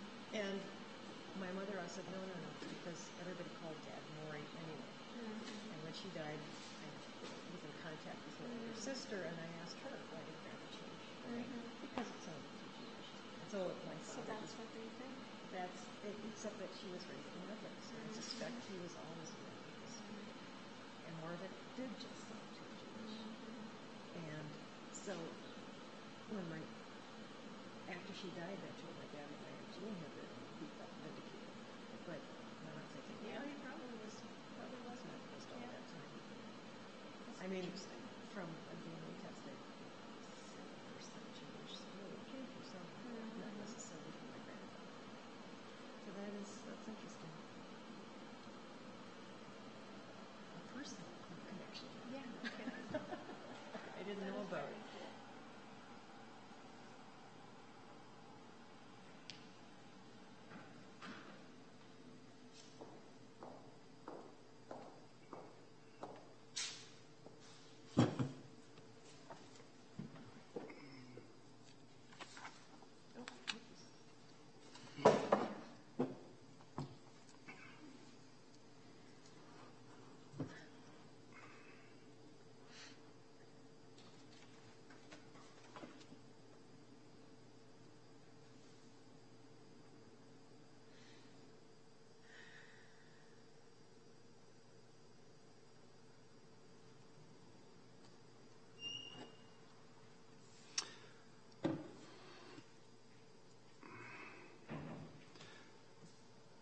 Okay, we're on slide 15 now, but before we start there, I'd like you to take out the handout called the English School of Catholic Spirituality. Now, if you're watching this on the web, you don't have this because it's a copyright document, but you can find it by going to the website for the Akenside or Akenside Press, Akenside. If you search for that, you will find a link about Martin Thornton and English spirituality, and you'll find the document as a PDF there. We're not going to discuss this document in detail now. We are going to discuss it as we go forward in additional classes, but I want to make a couple points about this because on our next slide we're talking about the start of the Oxford movement, and this will become a very important influence in Anglicanism, in particular in America. But those of us who, from a more Grace Church perspective, kind of take this as normal background noise within the Diocese of Fond du Lac, have to remind ourselves that as much as we might look at Martin Thornton's map for Catholic Anglican ressourcement here and agree with it and think that it's wonderful, this is a minority position. This is not the fat part of the bell curve within Anglicanism. And so if you come all the way down here and see about, just below the middle where it says Prayer Book Heritage 1549 to present, we have to recognize that within the Prayer Book Heritage, we get the 39 Articles of Religion and all the battles we went through in the Protestant Reformation and the English Civil War over the 39 Articles, which are a historical document in our prayer book, but are normative in most Anglican provinces. And they would not be considered Catholic at all. And so some of our identity wars in modern Anglicanism still remain the sort of Calvinist-Catholic divide. The 39 Articles, though, within this progression are an aberration. They're a side channel. They're a tangent to this progression. You will note that this progression going back to the New Testament church through these various streams of the one holy Catholic and Apostolic Church in a Western expression here at any rate, is a pretty straightforward progression, and one that Thornton argues for eloquently, and the one that I completely agree with, but that a majority identity within Anglicanism is part of this side channel that becomes the 39 Articles of Religion. And the 39 Articles are in effect an attempt to legislate doctrine. Now, where Thornton, and certainly the Akenside Press here writing about Thornton, and quoting Archbishop Ramsey and others, where they would be arguing is they would be saying that the same way that the 39 Articles and the Calvinistic strain in Anglicanism are a side channel within the broader stream of the one holy Catholic and Apostolic Church, that post-Protestant Reformation, post-Council of Trent, many of the doctrinal positions taken by the Roman Catholic Church are side channels.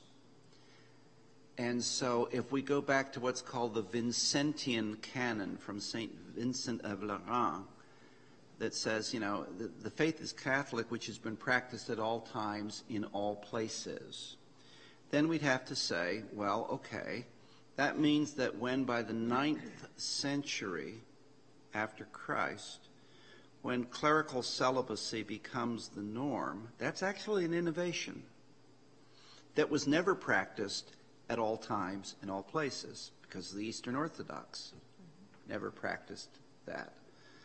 And so the practice of married clergy in Anglicanism, or within the Protestant strains of the one holy Catholic and Apostolic Church, are themselves not innovations. They're innovations away from what was an innovation. To the extent that I personally, now I'm speaking not from a church history perspective, but from kind of a Carl perspective, to the extent that I have disagreements with the Roman Catholic Church is probably over, a sliver that wide of doctrine. And the difference that I would have would relate to what we define as dogma and what we define as doctrine. For example, I happen to believe that there is a very cogent theological argument to be made for the doctrine of the Immaculate Conception of Mary, and I believe it personally. But In 1950, the Roman Catholic Church took what was doctrine that was argued about differently by Franciscans and Dominicans and defined it as dogma. You have to believe it, or you're heretic. That's what's called a de fide statement. What the Council of Trent did was define a lot of things as de fide. That's where I disagree. A lot of the things I usually agree with the Roman Catholic Church about, but I believe that you can argue about some of them. Now, in modern Roman Catholicism, most people are Protestants anyway, because they'll say, yeah, well, I'm a Catholic, but I practice birth control. Or I'm a Catholic, but, well, that makes you a Protestant, basically. Again, speaking as an individual here, not as, what church history says, I find the term Protestant pejorative. I've always considered that there's a Catholic church that we confess in the creed, and there are kind of different branches of it, Happen to be the English branch. This is called three-branch Catholicism.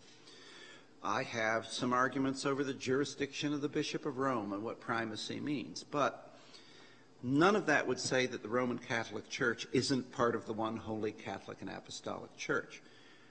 Those who go off on the tangent under the 39 Articles would argue that the Roman Catholic Church is not part of the one holy Catholic and Apostolic Church. And we have other tangents that, an ecumenical ministry I serve in this county, there are other ministers who would not say the Roman Catholic Church is a church at all. It's the whore of Babylon or something like that. So we get into these arguments ignoring what Thornton is trying to show us here is a broad stream. All that said, while I believe this broad stream is valid and real, my belief in that and the way Thornton sets this forth here within the broader bell curve of Anglicanism is a fairly narrow bandwidth, fairly out on the curve. I would encourage you to examine this in detail and the arguments in detail, and we can talk about those in more detail. But setting the background for the Oxford movement here, what I'm trying to say with something like Thornton here is, when the Oxford movement arises, it's because people are saying, we've gotten away from the fat part of the stream, the big stream, and we want to be part of that stream. And but none of that happens without, at the other end of the curve, people like Methodists saying, and it's about having a relationship with God. So God's going to use all parts of the curve here within the one holy Catholic and Apostolic Church. And I personally believe that as much as we may disagree doctrinally on things, unless people are making statements and taking positions that are contrary to dogma, which would be a statement in the creed, if they're confessing Christ and seeking to follow him, we have to find some ground for common cause. There ends the sermon, which takes us to the Oxford movement, which we can also refer to as the ritualist movement or the Cambridge-Camden movement. But if you say anything other than Oxford movement, nobody will know what you're talking about. The presenting cause. The Oxford movement is traditionally said to begin, if you want to pick a formal date, on the 14th of July, 1833, in a sermon preached by John Keble, the Assizes sermon at Oxford. The sermon is called National Apostasy. Now, the terms in English universities are named Michaelmas and Assizes and Eastertide. This is, so right now, universities in England are gathering again and probably start classes within the next week. This is the Michaelmas or the Michaelmas term, because this is when you would have the big opening church service at Michaelmas, the 29th of September. And they still call the terms that. The Assizes term is a spring term for when the courts sit. Assizes are courts. And Keble preaches before Oxford University at the Assizes sermon because of the Irish Temporalities Act, which is where Parliament is saying, we've got too many episcopal sees in Ireland. There are too many bishoprics around. Let's reorganize things and rationalize them. Keble is saying that Parliament does not have the right or power to reorder the church. The church is an holy mystery of God. Now, it's been being treated as a Department of State, right? Keble is saying this is not just how we, as Englishmen bend a knee to Jesus and the crown. That the church is something apart from whatever political establishment exists. And goes further. It is sinful to allow state control of the church. And so we have to question establishment. Now, could he have preached this absent something like the First Amendment in the American Constitution saying states shouldn't establish churches? Maybe not. But that started a way of thinking about the church that's starting to come back into the Church of England here. And so we get questions like this being debated in pamphlets that are called Tracts for the Times, which is why you see Oxford movement or ritualists being referred to as tractarians. The first tract is Thoughts on the Ministerial Commission, and it's addressed to clergy focused on apostolic succession. How do we know you're really in holy orders? What does it take for holy orders to be conferred? This is when people start putting their charts together to go back to what apostle laid hands on whom, right, and what episcopal see. We get prominent tractarians, being John Keble, and he first publishes the Church Year in 1827. This is kind of the morning star of the movement. The Church Year is a book that basically says, we're used to talking about, Epiphany and then these, feasts in Epiphany and then this part of ordinary time and Lent and Holy Week and all the things that happen in Holy Week. That's foreign to a lot of people in 1827. It's just what you do on a Sunday. And we're surrounded by churches in our own day and age that when they think of the church year, they have no idea what we're talking about. None whatsoever. It's like, what Sunday is it? If it's up to the preacher to sit there and say, my text for today is, and you don't have a lectionary. This is why when Christmas last fell on a Sunday, there was a not insignificant proportion of churches, Protestant churches, that didn't have Sunday services because they said Christmas is a family day. Go home and be with your family. If you don't have a concept of, Advent leading up to Christmas tide to Epiphany, that you look at how things work very differently. Keble reintroduces that into a very dry, lifeless Church of England. And then we get John Henry Newman, or Blessed John Henry Newman, or now Saint John Henry Newman, who was canonized by the Roman Catholic Church. He is the leading author of the Tracts for the Times from 1833 through 1841. He's a notable apologist for the Catholicity of the church and for the reality of sacraments and for all of these things that we consider to be Catholic positions. He is a controversialist. He'll, argue with anybody. He converts to Roman Catholicism in 1845 and becomes fairly useful to the Roman Catholic Church remaining in England. He's created a cardinal deacon. And so you usually hear him referred to as Cardinal Newman. He is the principal exponent of three-branch Catholicism, that there is one Holy Catholic and Apostolic Church that has a Roman branch, an English branch, and an Eastern branch. He ends up repudiating that theology and saying, no, it really is all about the Bishop of Rome's jurisdiction. And this is a real torpedo into the Oxford movement, because everybody who's been sitting there saying there's popery going on sits there and says, see, I told you he was a sleeper agent, right?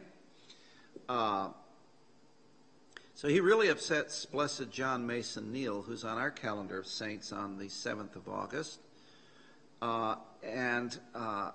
Neal's a polymath who, is fluent in like 21 languages and writes over 600 hymns and translates some of our most famous hymns from finding them in Greek or Syriac or something, because he's always digging in old liturgical books and finding stuff.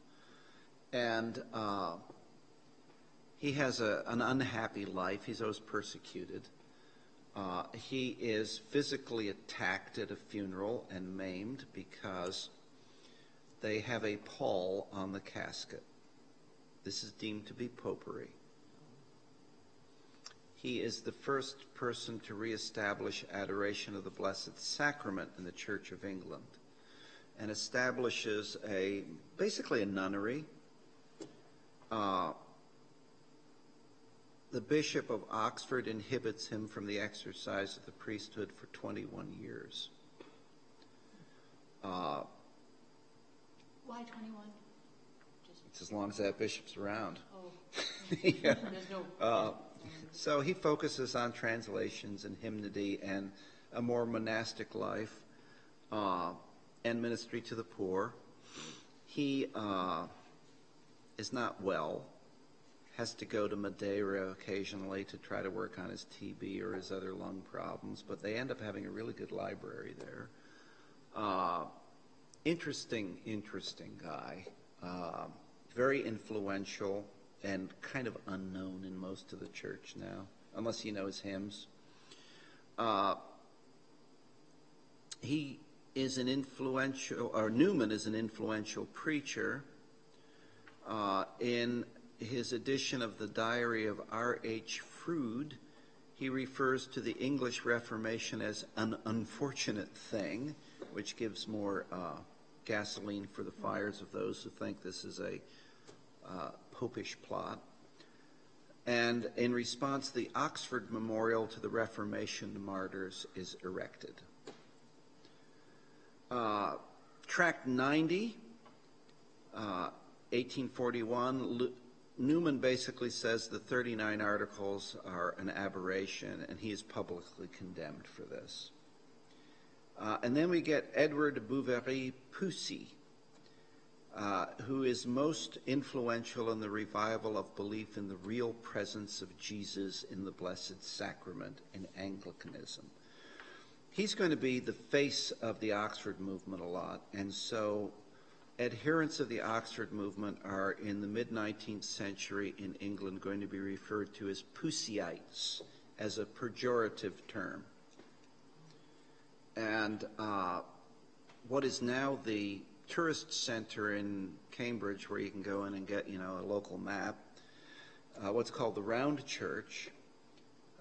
Two of the Poussyites, I forget their names right now, it might be in one of these slides, they take the altar from the middle of the Round Church and put it against the wall to have an oriented mass. They're arrested and imprisoned for 2 years. Take their case to Privy Council and lose and are imprisoned. Now, people fought real battles about this in the English Civil War, and there's a memory of stuff like that. And so this is not, a popular movement that just takes over the Church of England. It remains a minority movement. And the theology of the priesthood is very much as a sacrificial office. So at the same time that John Manley Hopkins is writing poetry as a Jesuit, you get sort of that parallel development in the Church of England as well. These are slum priests, and so they're very much focused on the beauty of holiness and taking that into the worst slums so that people can experience transcendence, which is why most of them die young in a slum somewhere of consumption or typhus or something of that sort. But their view of the priesthood is very much as a sacrificial office, that the Lord is a consuming flame and he's going to eat you up in this life. And that's the deal. That's just the way it is. That remains a minority view in the church. There are those among us who subscribe to it, but if you express that in clergy meetings, people will take you aside and talk about, healthy boundaries and, programs to experience joy in a congregation and things of that sort. And you just looked at it like a nut. But it's just, that's where the Oxford movement's coming from, okay?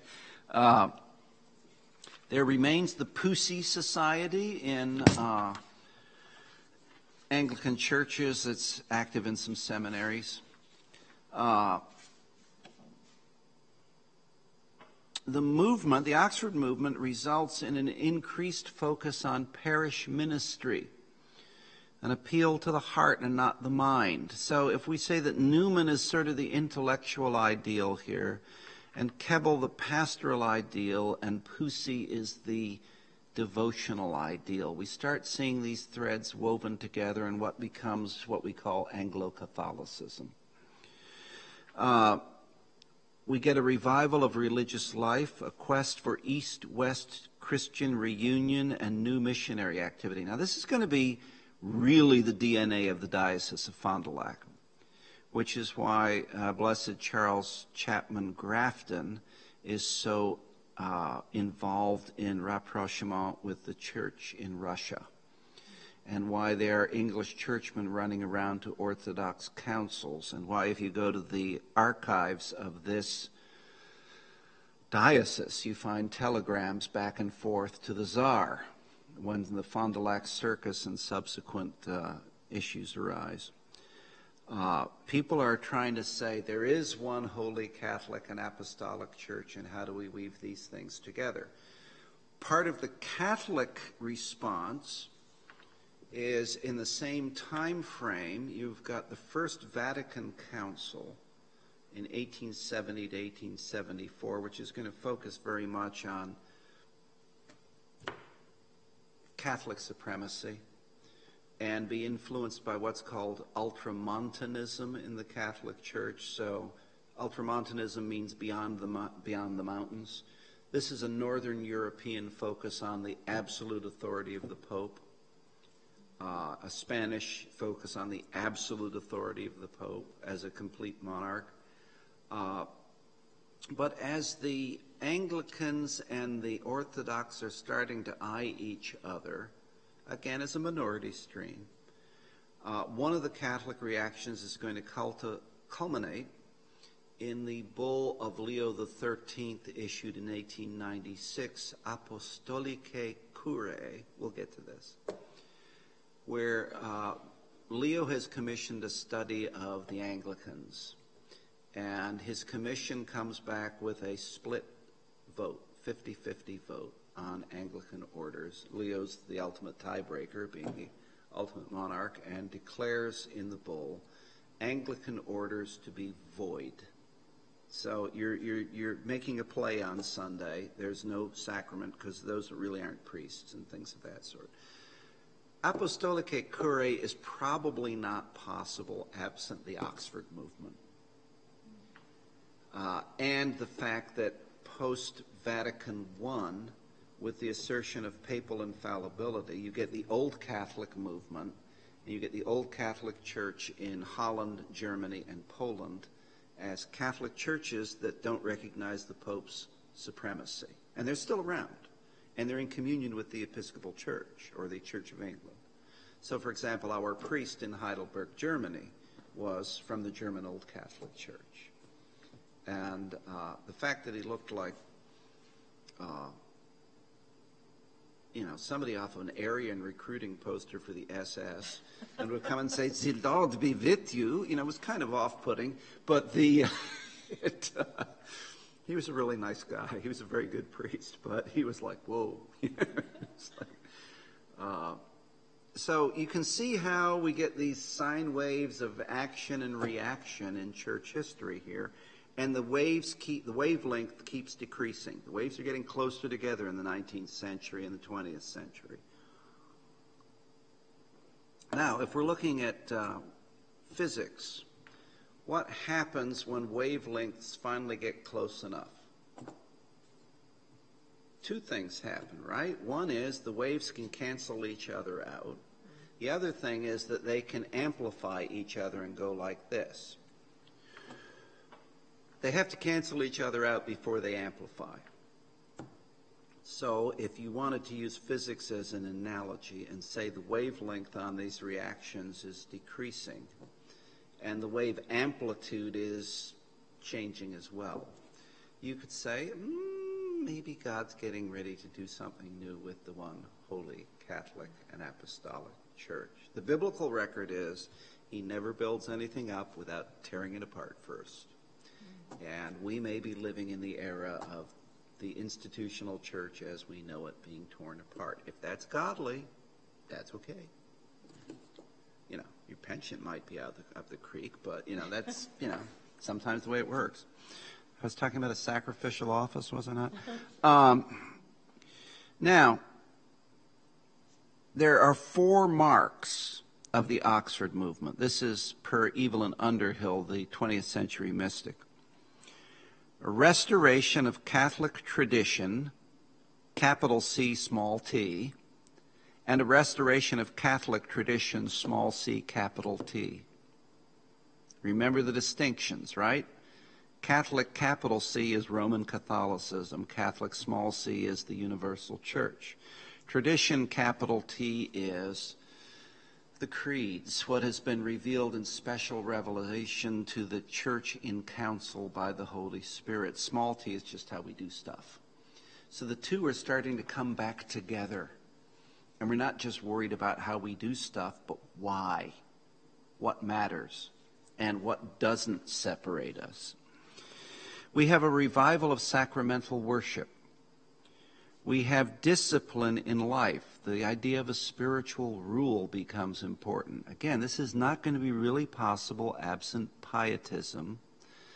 Translating a lot of, not directly, but again, from a cultural stream perspective, a lot of the sort of inner spiritual life that St. Teresa of Avila or St. John of the Cross would have been writing about, or any of the medieval mystics, gets translated into popular language and practiced by the pietists. It becomes okay. It becomes part of the cultural background rather than, you're going to be Julian of Norwich walled up in a cell and look through a little, a squint, as it's called, to see this blessed sacrament. And there's an emphasis on sanctity, on the holiness of things, the holiness of the church, the holiness of human life, the holiness of the consecrated life, with people reattaching to holiness its original meaning, that which is set apart for God.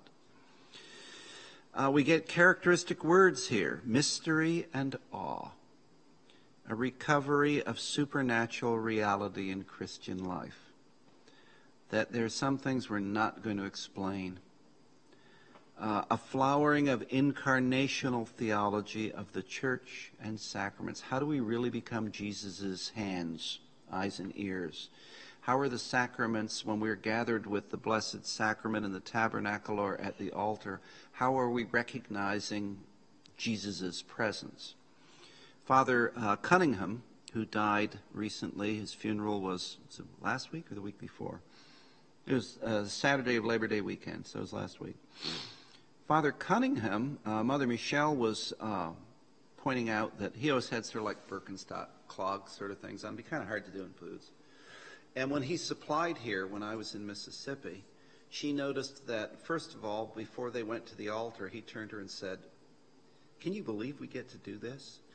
And then when he got to the altar, behind the altar where nobody could see it, and it wasn't look at how pious I am, he always took his shoes off and always celebrated barefoot because he wanted to be in that level of contact with this holy place. And he apparently did that anytime he celebrated anywhere. So that idea of that which is set aside and how we incarnate that is something that the Oxford movement brings back into the church. It's not the only way it comes back into the church, but we're talking about the Oxford movement right now. The movement is countercultural and proudly so. Now, recall the church was originally countercultural and is supposed to be the counterculture. The problem is the church became comfortable with the culture in prior centuries and in our own. And there's a continual call to the cross, which is countercultural. The Oxford movement emphasizes that countercultural identity, that call to the cross.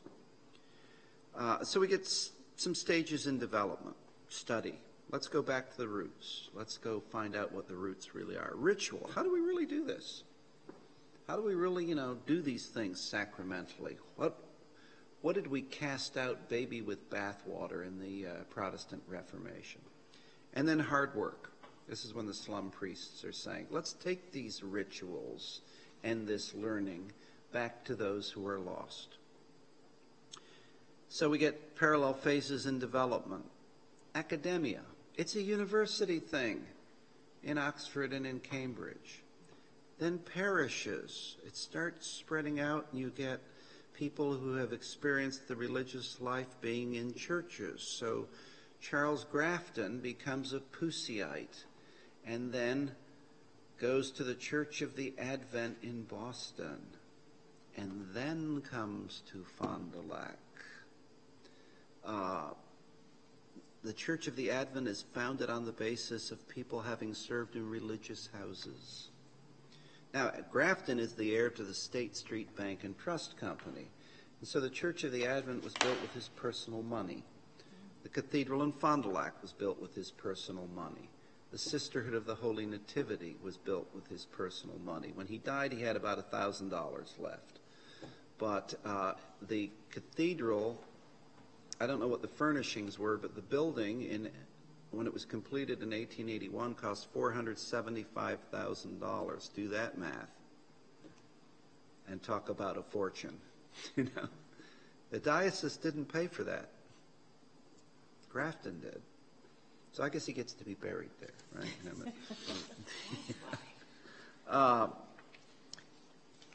And then from the parishes, this becomes a life of service.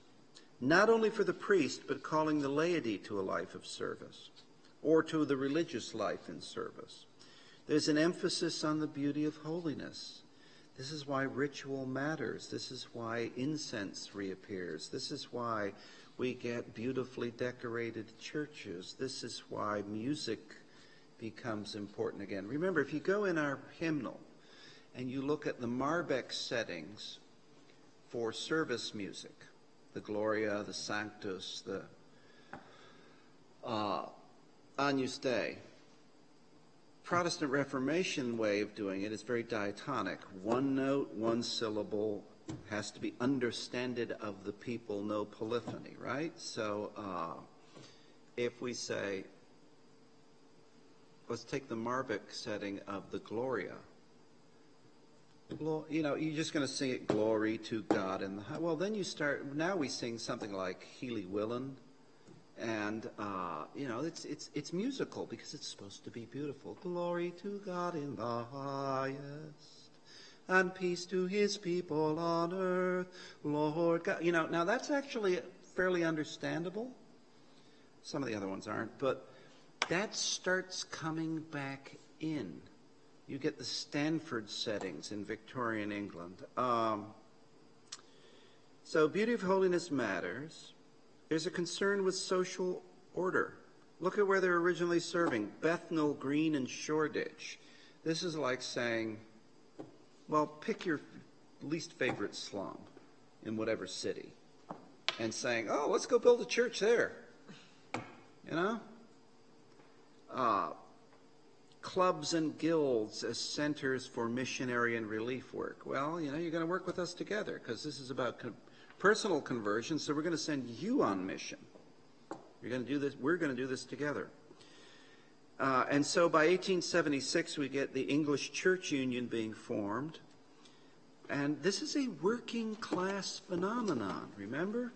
These are slum priests. And so when Arthur Tooth is thrown in prison for ritualism, there's a protest by working men in London, some of whom are fired as a result, as, trade unionists and ritualists on top of that. be interesting to see if we can, in our own lives, see a revival of a connection between working classes and the beauty of holiness when the culture around us is more focused on pagan ritual like the NFL and tattoos and, things like that. But they were dealing with the same stuff. So what's stopping us? There ends the second sermon. Give you some faces here and some mnemonics for them. John Keble. Takeaways: personal sanctity and communal incarnation. Blessed John Henry Newman. Transcendence, sacramentalism, and religious life. Edward Bouverie-Poussy in a caricature. The real presence of Jesus in the Blessed Sacrament and the religious life. Blessed John Mason Neale, Eucharistic devotion, religious life, and hymnody. Neale's commentaries with Littledale on the Psalms are very useful. If you end up having to preach on a psalm and you can deal with some fairly antique language, they're quite useful. There are other more useful resources, but if you want to really dig on a psalm, you can use those. Hard to find. We have them here. Turning over to 18, I'm going to show you some other faces here. The Oxford Movement in the United States. Blessed Jackson Kemper out of Nashotah House, right? Now, he's sent to Wisconsin as the first missionary bishop of the Episcopal Church. He's out of General Seminary in New York. And he has originally been ordained by Bishop White of Pennsylvania.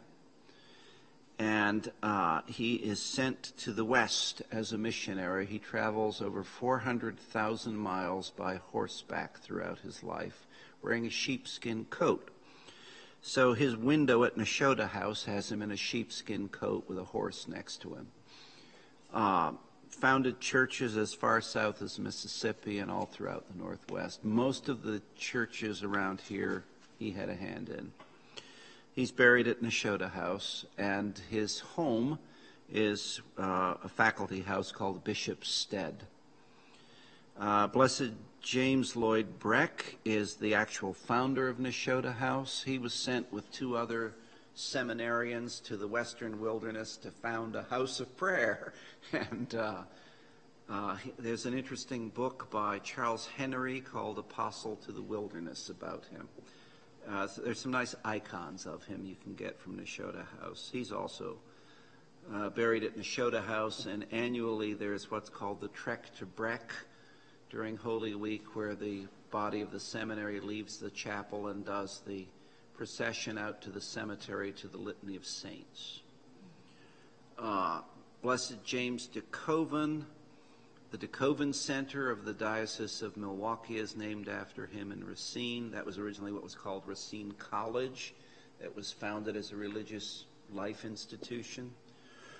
He was elected Bishop of Wisconsin twice and Bishop of Illinois once, and was never consecrated because the General Convention would never agree to his consecration because he was deemed to be a practitioner of popery. The charges were that he placed candles on the altar. And the other charges were that he had a choir that wore choir robes. Now, the Episcopal Church in the 19th century, prior to the Oxford movement, you would be hard to find a distinction from Presbyterianism. And so this is considered radical Catholic types here. And you have to say, no, he's not going to be bishop. So his window at Nashotah House has a bishop's mitre at his feet because he never got to put it on. And most of the Anglo-Catholic movement in the United States is going to center around this part of the world. Wisconsin and Chicago and Indiana used to be called the Beretta Belt in the wider Episcopal Church. Parts of New York City, parts of Philadelphia, parts of Baltimore, one or two churches in New England. That's it. And then later in the 20th century, Anglo-Catholicism becomes a feature in parts of California and Texas. That's it. Maybe New Mexico a little bit. So Anglo-Catholicism, as much as we sit here and love Martin Thornton, we're that part of the bandwidth. Doesn't mean there's anything invalid about that. But again, the same way as I was complaining about large churches in New York saying, let's just come out with these programs. Sitting in Church-Sheboygan, it's easy to talk about an Anglo-Catholic heritage. And most of the people in the wider Episcopal Church don't know what we're talking about. That said, the Anglo-Catholic movement really ends up winning when? 1979. Our prayer book is a Catholic document. The liturgical renewal movement, which starts in Roman Catholicism in the 1920s, basically, culminates in Roman Catholicism in the Second Vatican Council. Well, at the same time, this gets everybody else going.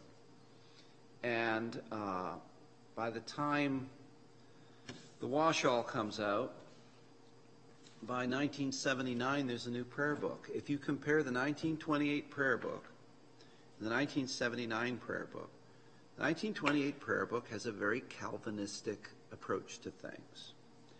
The 1979 prayer book has a very Catholic approach to things, just the way the service goes in Holy Eucharist. And the 1979 prayer book says that the principal service of the Lord's Day is Holy Eucharist. If there's a priest present, you can't just have morning prayer. There are still lifelong Episcopalian 28 prayer book types around in a lot of parishes. And one of the frequent complaints you can still hear is, why do we have to have communion every Sunday? You know, we used to just have it once a month. We used to just have, And so the liturgical renewal movement ends up in Anglicanism in the 79 prayer book, which is a very Catholic way of doing things. So none of that's going to happen absent the Oxford movement, right? The net effect of that, however, is to bring us a lot closer into that broader stream of Catholic small c, one holy Catholic and apostolic. Now, going on, where are we here? If you think I'm editorializing too much, please tell me. I'm just trying to put context around things.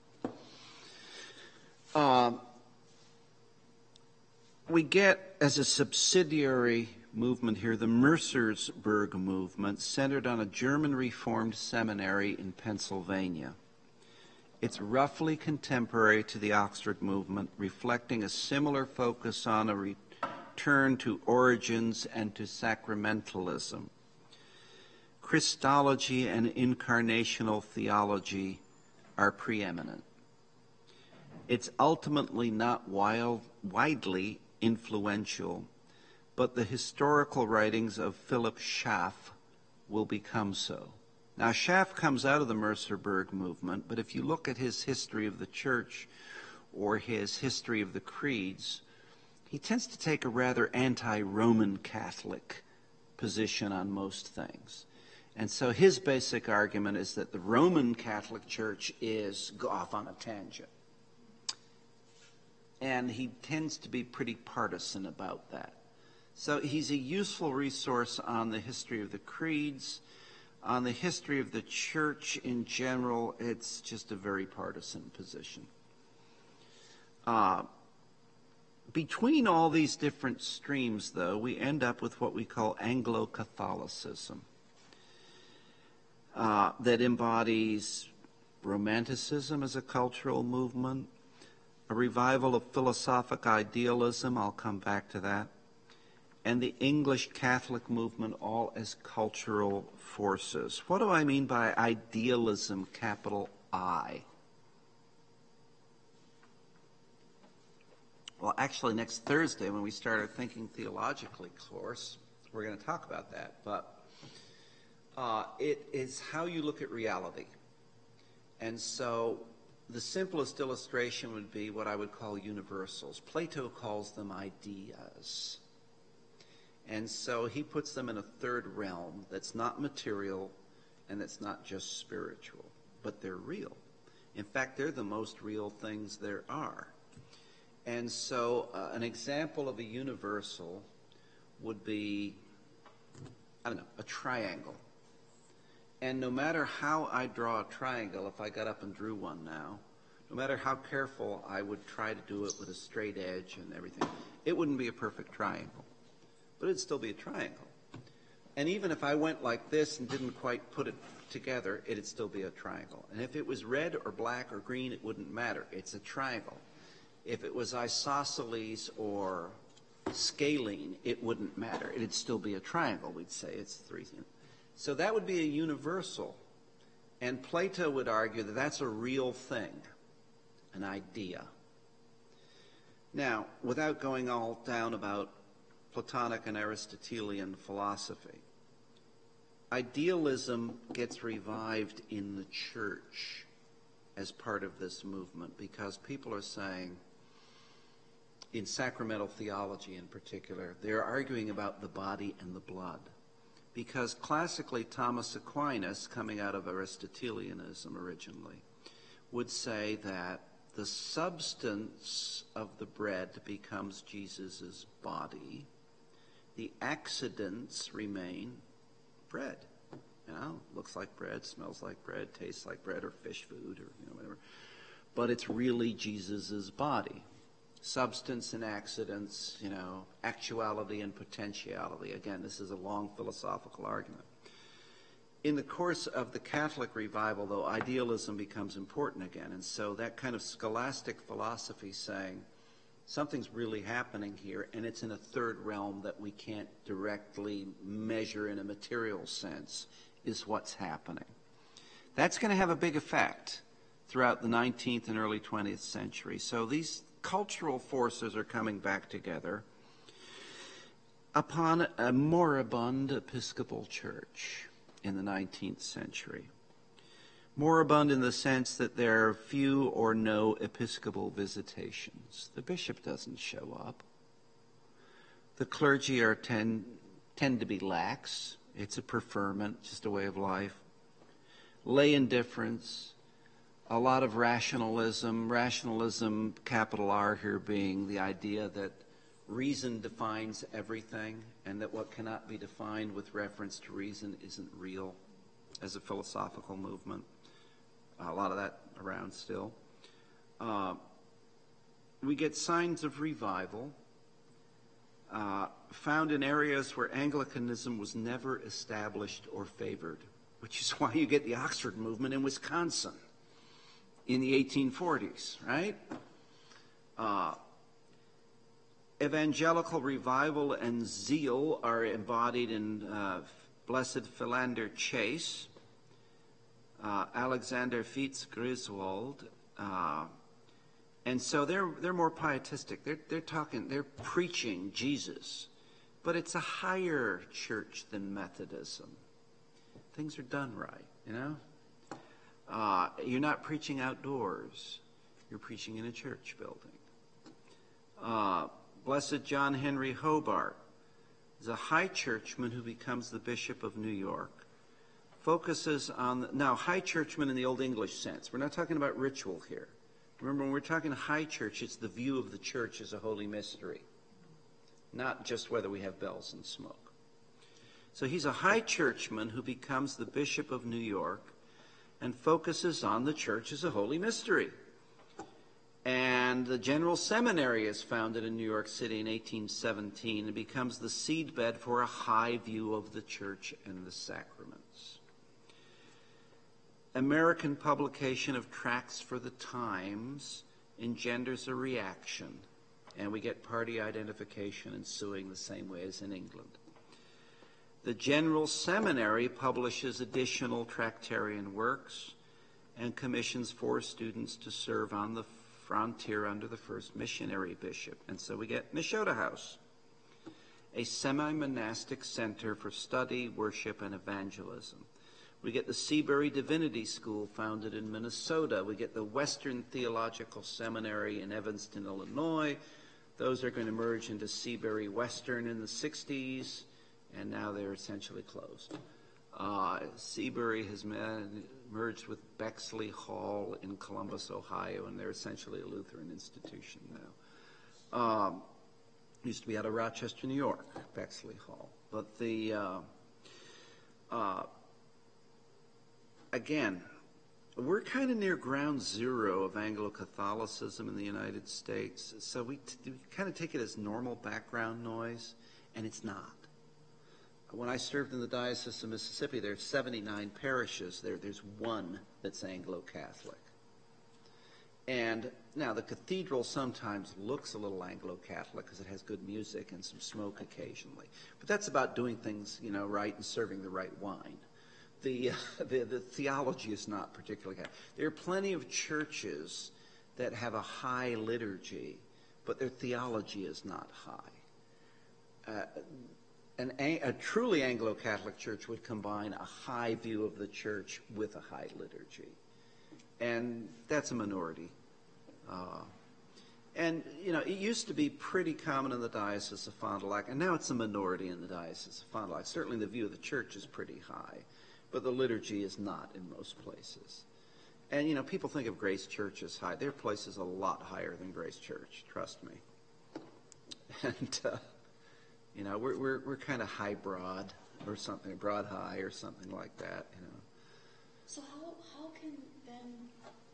how does that get separated out? How can you be Anglo-Catholic and not? Anglo-Catholic and what? Well, and not subscribe to the high. Because Anglo-Catholicism can be just a cultural badge that you like the liturgy because it's pretty. Okay. There are a lot of Anglo-Catholics who've never thought about the church as a holy mystery, have never thought about the real presence of Jesus. It might have been preached to them. It's just, that's the way you do church. You get smoke, there are bells, it's sung nicely, and, So if the diocese it might be a cultural sort of thing, So if the Diocese of Fond du Lac is known as being Anglo-Catholic, then the other churches it's not forced upon them. No. So I mean, there's a wide variety of practice in the Diocese of Fond du Lac. And, it's just how you do stuff, What's the DNA of the parish? And how does that evolve? Even if you go back and go through the archives here, I mean, we haven't always done things the same way here, And people have accused me of liturgical innovation recently because I don't genuflect anymore. And I'm like, I can't. My foot won't do that, and so I'm doing a profound bow. I'm not making a theological statement, but I'm doing, after about a year around here, people will think that's just the way we do things at Grace Church. You do a profound bow. Well, I'll make a sign. It's like, Put it in the bulletin. Well, that's what we do. We do a profound bow. We don't genuflect here. I'm waiting for somebody to say that. But, do you cross yourself at certain points of the Mass? Do you call it the Mass or the Holy Eucharist? People get in fights over this. I get screamed at in Mississippi by a 79-year-old woman who had spittle coming out of her mouth because I referred to the Sunday service as the Mass. And she said I was a popish agent. And she grew up in Maryland on the Eastern Shore, which is kind of a little Anglo, I got that lecture. So the Diocese of Fond du Lac, even though it's Anglo-Catholic, it was The never... diocese isn't anymore. Okay, so it has an Anglo-Catholic heritage. Right? But it's not Anglo-Catholic. So at one point, was everybody kind of like Grace? More so, yeah. Kind of But, if you were to go to a meeting of bishops, Bishop Gunter wears a purple cassock with cincture and zucchetto. That would immediately label him as a Catholic bishop in a meeting of bishops. A bishop from Virginia would be wearing a rochette et chimière, which is one of those long white surplice-looking things with the red puffy sleeves over that looks like a choir gown with a ruffed collar and black. And that would be, you would not show up in Virginia in a purple cassock. You know, that would be a party identifier. And until 2004, if a faculty member at the Virginia Theological Seminary wished to wear a chasuble while celebrating in the chapel, it required a unanimous vote of approval of the faculty. You would celebrate wearing a cassock, surplice, and stole. So, you know, what people consider to be Anglo-Catholic sometimes is just what vestments you wear. But, you know, there are people who wear a chasuble and a cope in a place where, you know, their theology is completely over on an evangelical side on something. It's just what people get used to. And at the end of the day, all of those things are adiaphora. Wonderful Greek word which means those things that are not necessary to salvation. Doesn't matter what you're wearing. You know? Jesus is going to show up, you know, if you use the right elements and the right words of institution and gather in the name of Christ and all those other things. Jesus is going to show up. Huh? Even if you don't genuflect. Even if you don't genuflect. Just don't say mass, though. Right. And so I have, you know, new subdeacons or certainly seminarians who'd be like, got to do things perfectly. And you'd have to sit there and say, no matter what we do today, Jesus is going to show up. There's only been one perfect sacrifice, and we're not going to do it. You know, and it's like, and if you mess up, act like you meant it. If you do it twice, it becomes a tradition, you know? And so, you know, it's like, that's the way the Episcopal Church works. Now, I'm not saying that we can be all loosey-goosey and say none of this stuff matters, but at the end of the day, a lot of it doesn't. What matters is how we build a community around that and what reinforces the awareness of real presence, what reinforces the practice of faith. If something builds the body up, we keep it. If it doesn't build the body up, well, it might be nice, but we're not going to fight over it. I'm not a fan of guitars in worship. We'll have them tomorrow at Mass in the Grass, but I'm just, you know, it's like fingernails on a chalkboard to me. That's just me, right? If using guitars were to bring more people to Christ, I'd be out there with a tambourine, right? You know? Maybe not liturgical dance and lycra, but, you know. So at the end of the day, it's what is godly, and we have to discern that in community. And that's the difference between tradition and convention. Tradition, whether it's, well, by definition, capital T, but let's just look at tradition, small t. Tradition is alive. Convention is dead. It's just what we've always done. And that's a point that Thomas Merton keeps coming back to in the religious life. Anglo-Catholicism ideally is about tradition.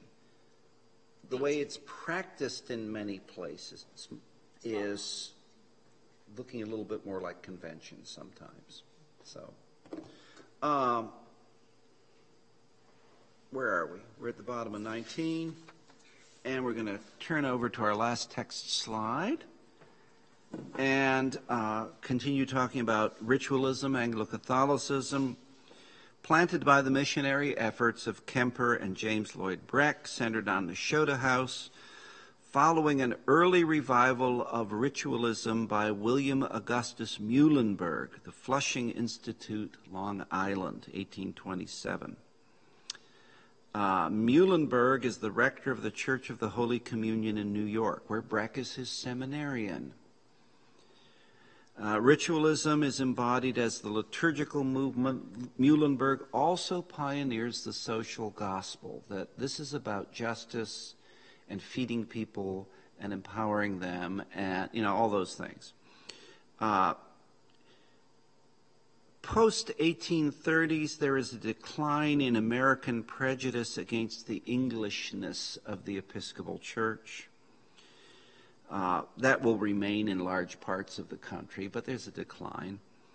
There's an increase in an intellectual revolt against some of the tenets of Calvinism, particularly predestination. There is a reaction against the emotional excesses of revivalism. And so you can see the Episcopal Church starting to assume an identity of being for the right sort, and for generations of Episcopal clergy, the idea of evangelism was that the right sort of people will move to town and they'll just come to your church. Full stop. That's what you do. You just expect the right people to show up, if they've got the right taste and know how to use a salad fork. So there's a lot of snobbery in that, right? The rise in the overall level of education and liturgy fosters a greater use of the prayer book. What's an essential element of all Anglican worship? Literacy. We use a prayer book. And so if you're dealing with truly illiterate people, you've got to take a very different approach, right? When I would do Thursday morning devotionals at the county home in Clay County, Mississippi, this was a place that was kind of a horror. It was a true county home. And it was populated by people of an age and demographic where there was still a fairly high level of illiteracy. And so what you would do on a Thursday morning was show up, greet everybody, say some prayers, read some scripture, preach something, visit with everybody, and sing some hymns. You'd put hymns throughout. There was a wheezy old horrible piano that you'd have somebody pound out on. And so you'd pick hymns that people knew by heart. They were raised on. You go get the Baptist hymnal and you'd, sing Blessed Assurance or Beulah Land or Stand Up for Jesus or What a Friend We Have in Jesus or something like that. People know this by heart. They'd sing along, Amazing Grace or something like that. And basically you'd practically say that Jesus loved them, even though they were sitting, without legs in a wheelchair in a dirty county home. The fact that I was vested in a black suit meant I was that Romish fellow what sings. But one of the things we'll sing tomorrow in the park is by Charles Wesley. It's hymn 493. What is it? Come on, use the bulletin. I can see no. Well, at any rate, I usually choke up singing it because when I sing it, I see a bunch of people sitting like this trying to sing. And it's, if you can't use the prayer book, you have to keep it real, the people know the Lord's Prayer, and so part of the increase in the Episcopal Church in the 19th century is just the country develops, and so literacy goes up. And so you can have prayer book worship. Your circuit rider preacher who's going around the far west is generally not an Episcopalian, right? He's going to show up and preach. Now, in a town like West Point, Mississippi, anybody who wasn't an Episcopalian would call me preacher. Preacher, how are you doing today? I thought it was a fine title. I had no problem with it. I did have the situation of showing up to a deer processor with a deer, and I was still dressed for hunting. I'd come in from the field, and one of the good old boys was sitting there, and you carry a sidearm when you're hunting because you might need a coup de grace or something like that. And he's like, "Is that a Colt Python?" Which is a rare and expensive pistol. So I had to show it to everybody. They were all having fun with the Python. And the next day, walking out of the post office, have somebody, I have no idea who he is, come up to me and say, "I know you. You're that preacher what carries a .357 Python." And I'm like, this is not a bad reputation to have. It's like I'm wearing a jacket, right? Want them to think I'm packing heat, right?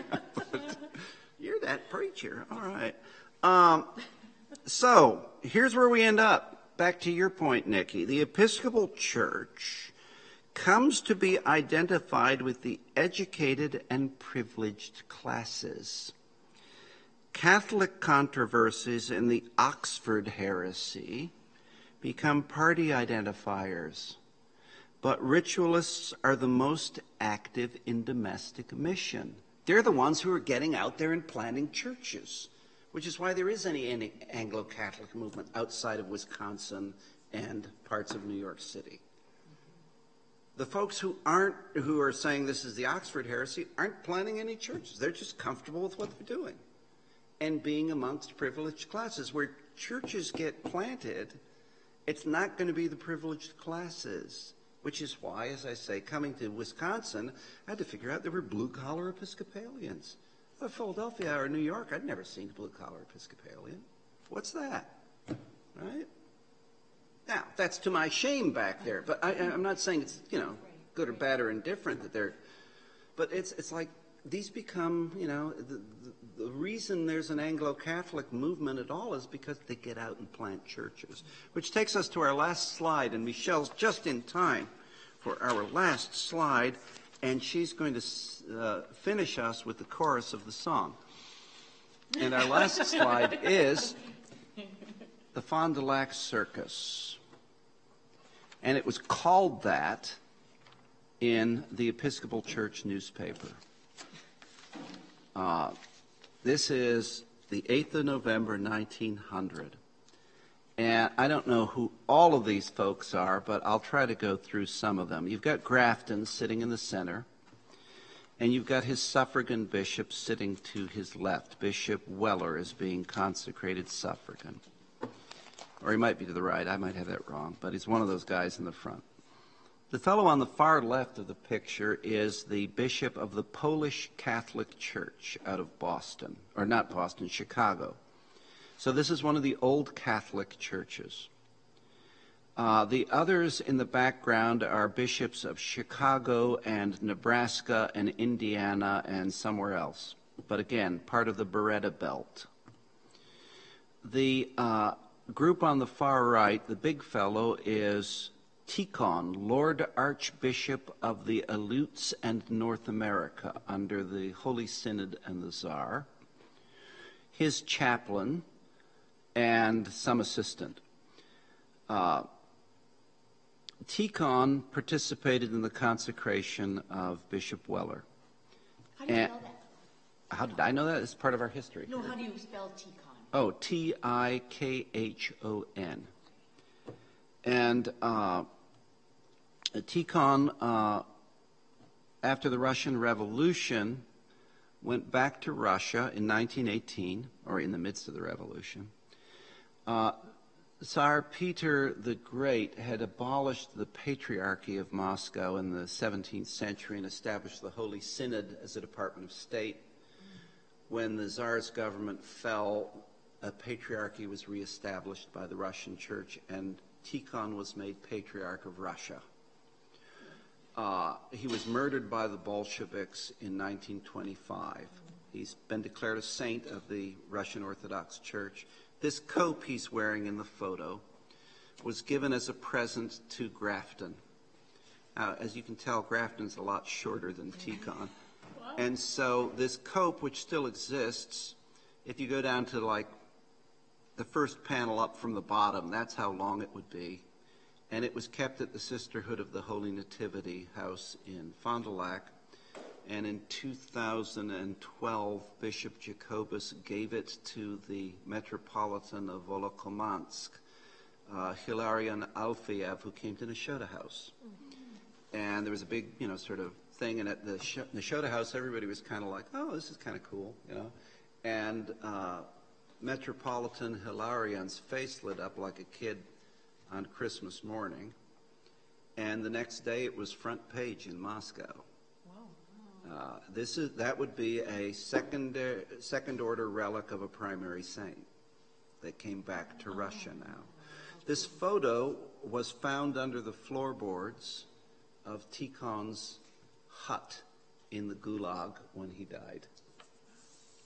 And so this is considered an emblem of where the Anglo-Catholic movement started being identified kind of as those guys, because this really engendered a major reaction in the wider church with accusations of popery and whatever, and ritualism and empty and vain ritualism, things of that sort. Now, who has the syllabus? with herself. What you need? Just making sure whether for our October class we're all on the same wavelength, if there are any papers due, if there are... Date of that. Okay, When we is have the to date? change that because It's of Walsingham. Walsingham. And so we have the option of moving it forward or backwards. Backwards is a problem because of convention. And so if we're going to do it, we actually have to move it up a week. But I have to confirm that with Father Glenn. Yes, we brought that to his attention before he left, that 13th was going to be a problem. Okay. And the So 6th he's is bad waiting because to we've hear. got to meet with Mary Trainer, Pastor Trainer. So that won't work. Well, I'll have to talk to her because the question is, what's the fewest moving parts? The only alternatives would be we can't not meet in October, okay? And if we're going to have convention the following Saturday, we can't do it on the 20th. So we could push it back as far as the 21st, but that gives us only 2 weeks before the November one, and I think there's a paper due in there. I'm okay with that if you want to do that, and if we can not get the 6th. I will be lobbying for the 6th with Pastor Trainer. Failing which, we have to look at meeting somewhere on weeknights twice. He said that last weekend of October didn't work for either of us. Right. What about that 3rd? I can do anything but that's because I'm right here. I think we went through this with Pastor Trainer and those weekends of work. Right. Well, I think what we'll just do then is say we'll meet at Walsingham and leave Michelle to fend for Walsingham, and we'll just meet somewhere else. Could we meet during Walsingham? I mean, how would we do? How could we? No, there'll be too much going on in terms of the liturgy and the meal, and, we could meet somewhere else, but I have to participate in the liturgy and the meal and things like that, so it really wouldn't work. Yes. I'll just Okay. wait to get an email about Okay. what the, Now, as I say, I'm going to talk to Pastor Trainer, and we can sit there and say, how do we work around the 6th for her meeting? If Father